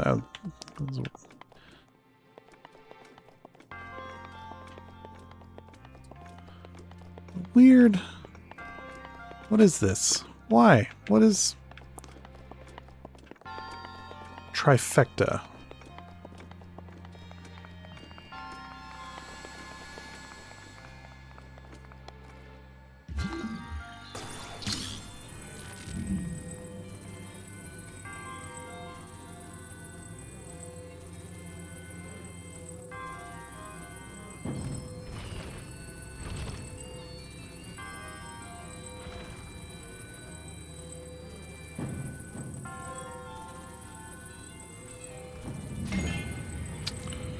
What's this trifecta about?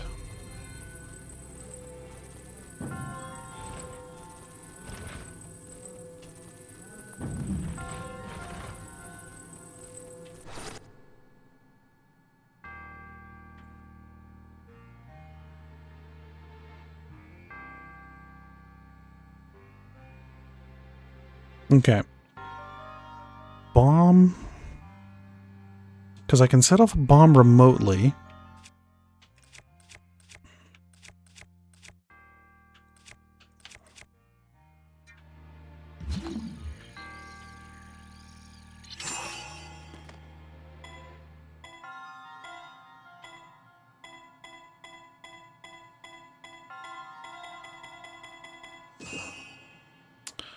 Set off a bomb remotely.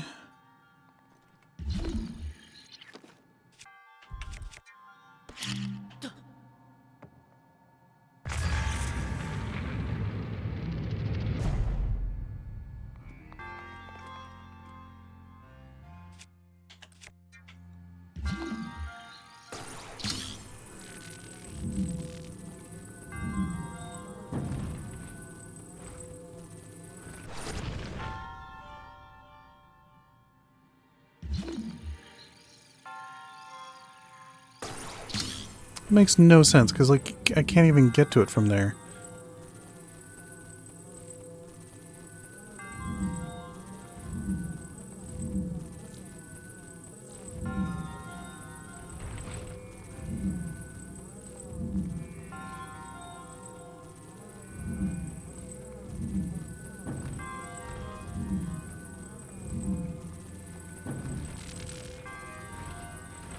Hmm.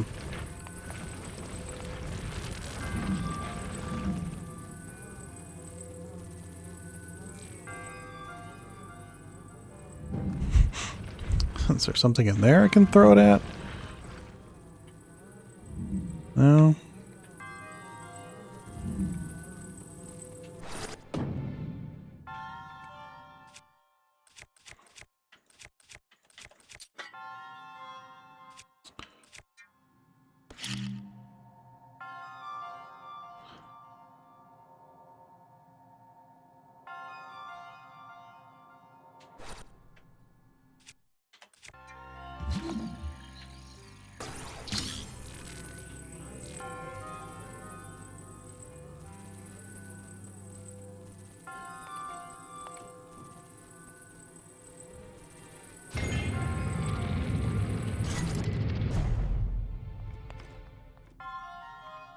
Not exactly what I wanted, but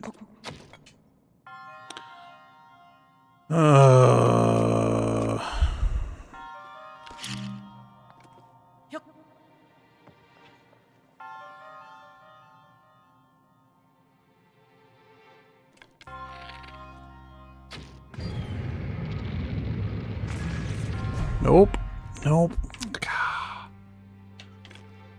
What's in here? What's in here beside this chest? This chest.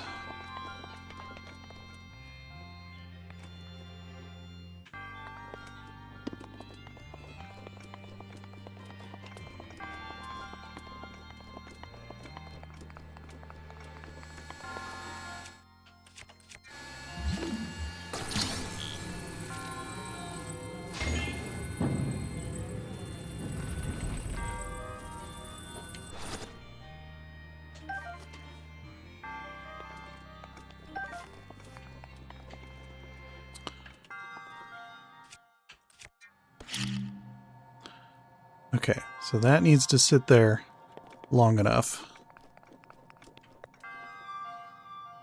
Nope. Need one more. Okay.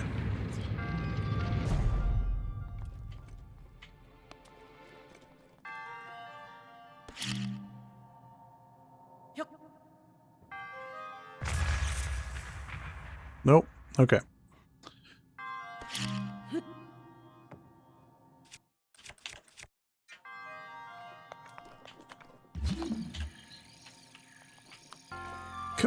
Come on.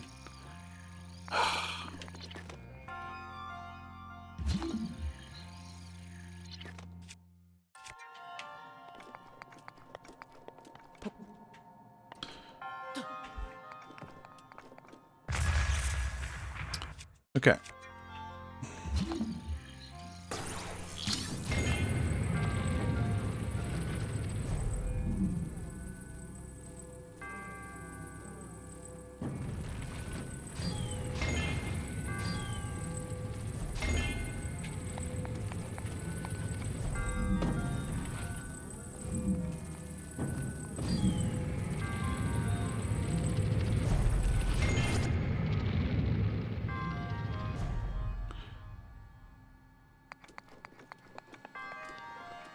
This can't be it. This is ridiculous. Where the fuck?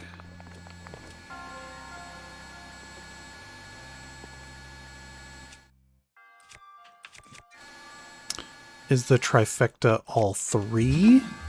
But I gotta use one then the other?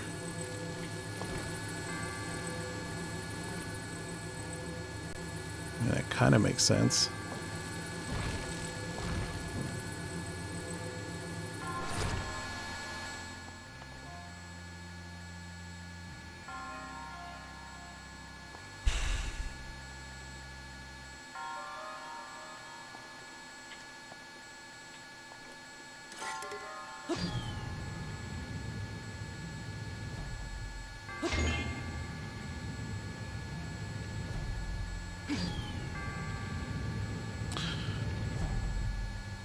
Oh yeah, I meant to bring this up like an hour ago, but I managed to get my 12th grade English teacher to get "Hey there, Ophelia" as required listening for the Hamlet segment of the class.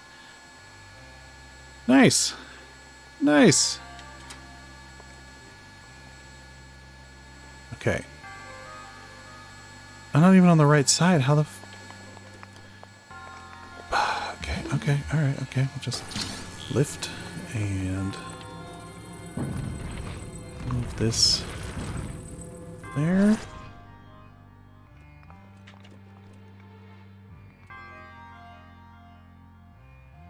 Okay. How do I...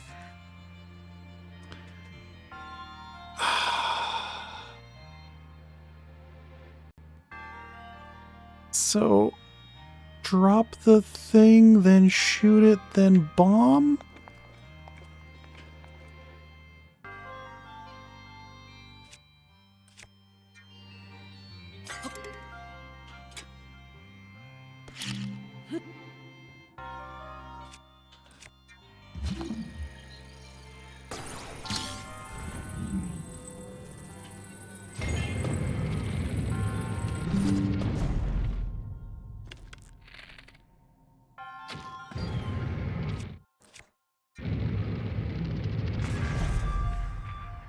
Oh.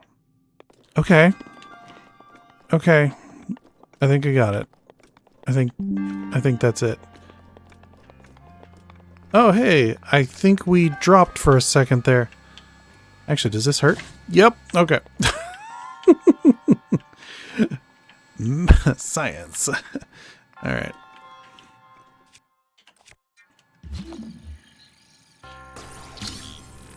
Okay. I need it to 1, 2. Okay.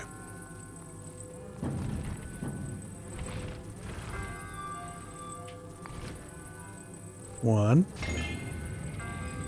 2.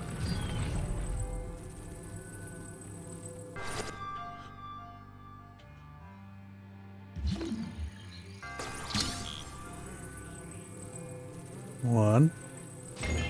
There we go.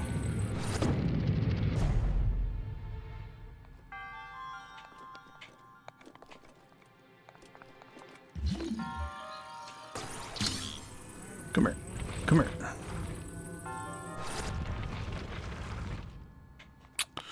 Okay. Okay. Okay. Okay. Nope.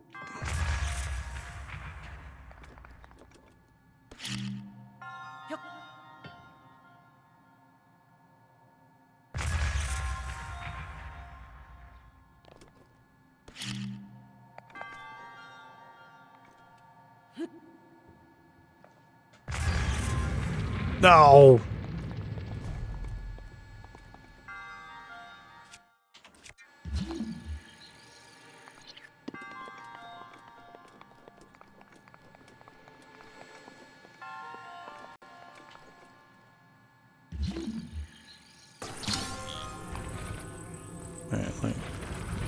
One.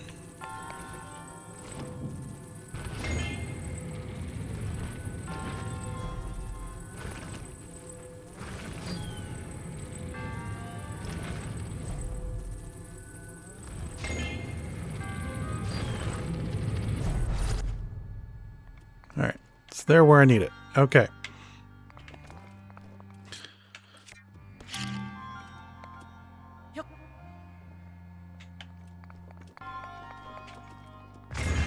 No. My finger didn't know where it was going.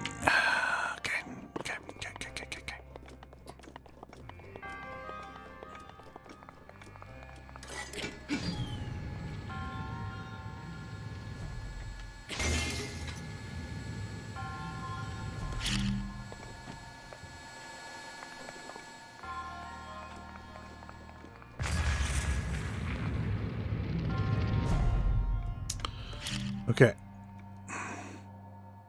Nope.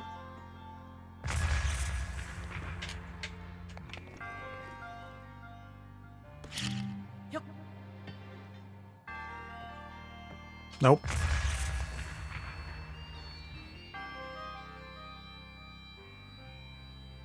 Why does he always turn to the right? All right.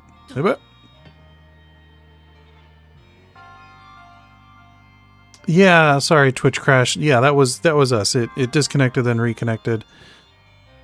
I'm just trying to finish this puzzle. But we're as soon as I get there, we're calling it a night. Cuz I'm like, it's like the trifecta. So this is all three. Why are you there? Do I have to be absolutely at the zenith?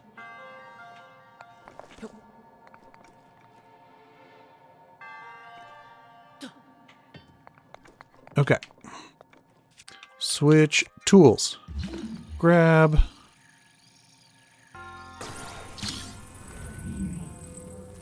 Disrupt. Drop. Okay. Arrow. Arrow. And then bomb. Wait for it. Oh my god, there we go. Okay. Woo! Yeah, okay. But yeah, my creative writing 12th grade English teacher friggin' loved Nerdcore after I introduced her, partly because Free East Bay as well, and MC Lars was definitely one of her faves. Yeah, he loves that lit core. Your resourcefulness in overcoming this trial speaks the promise of a hero. In the name of gods Hylia, I bestow upon you the spirit orb. Yeah!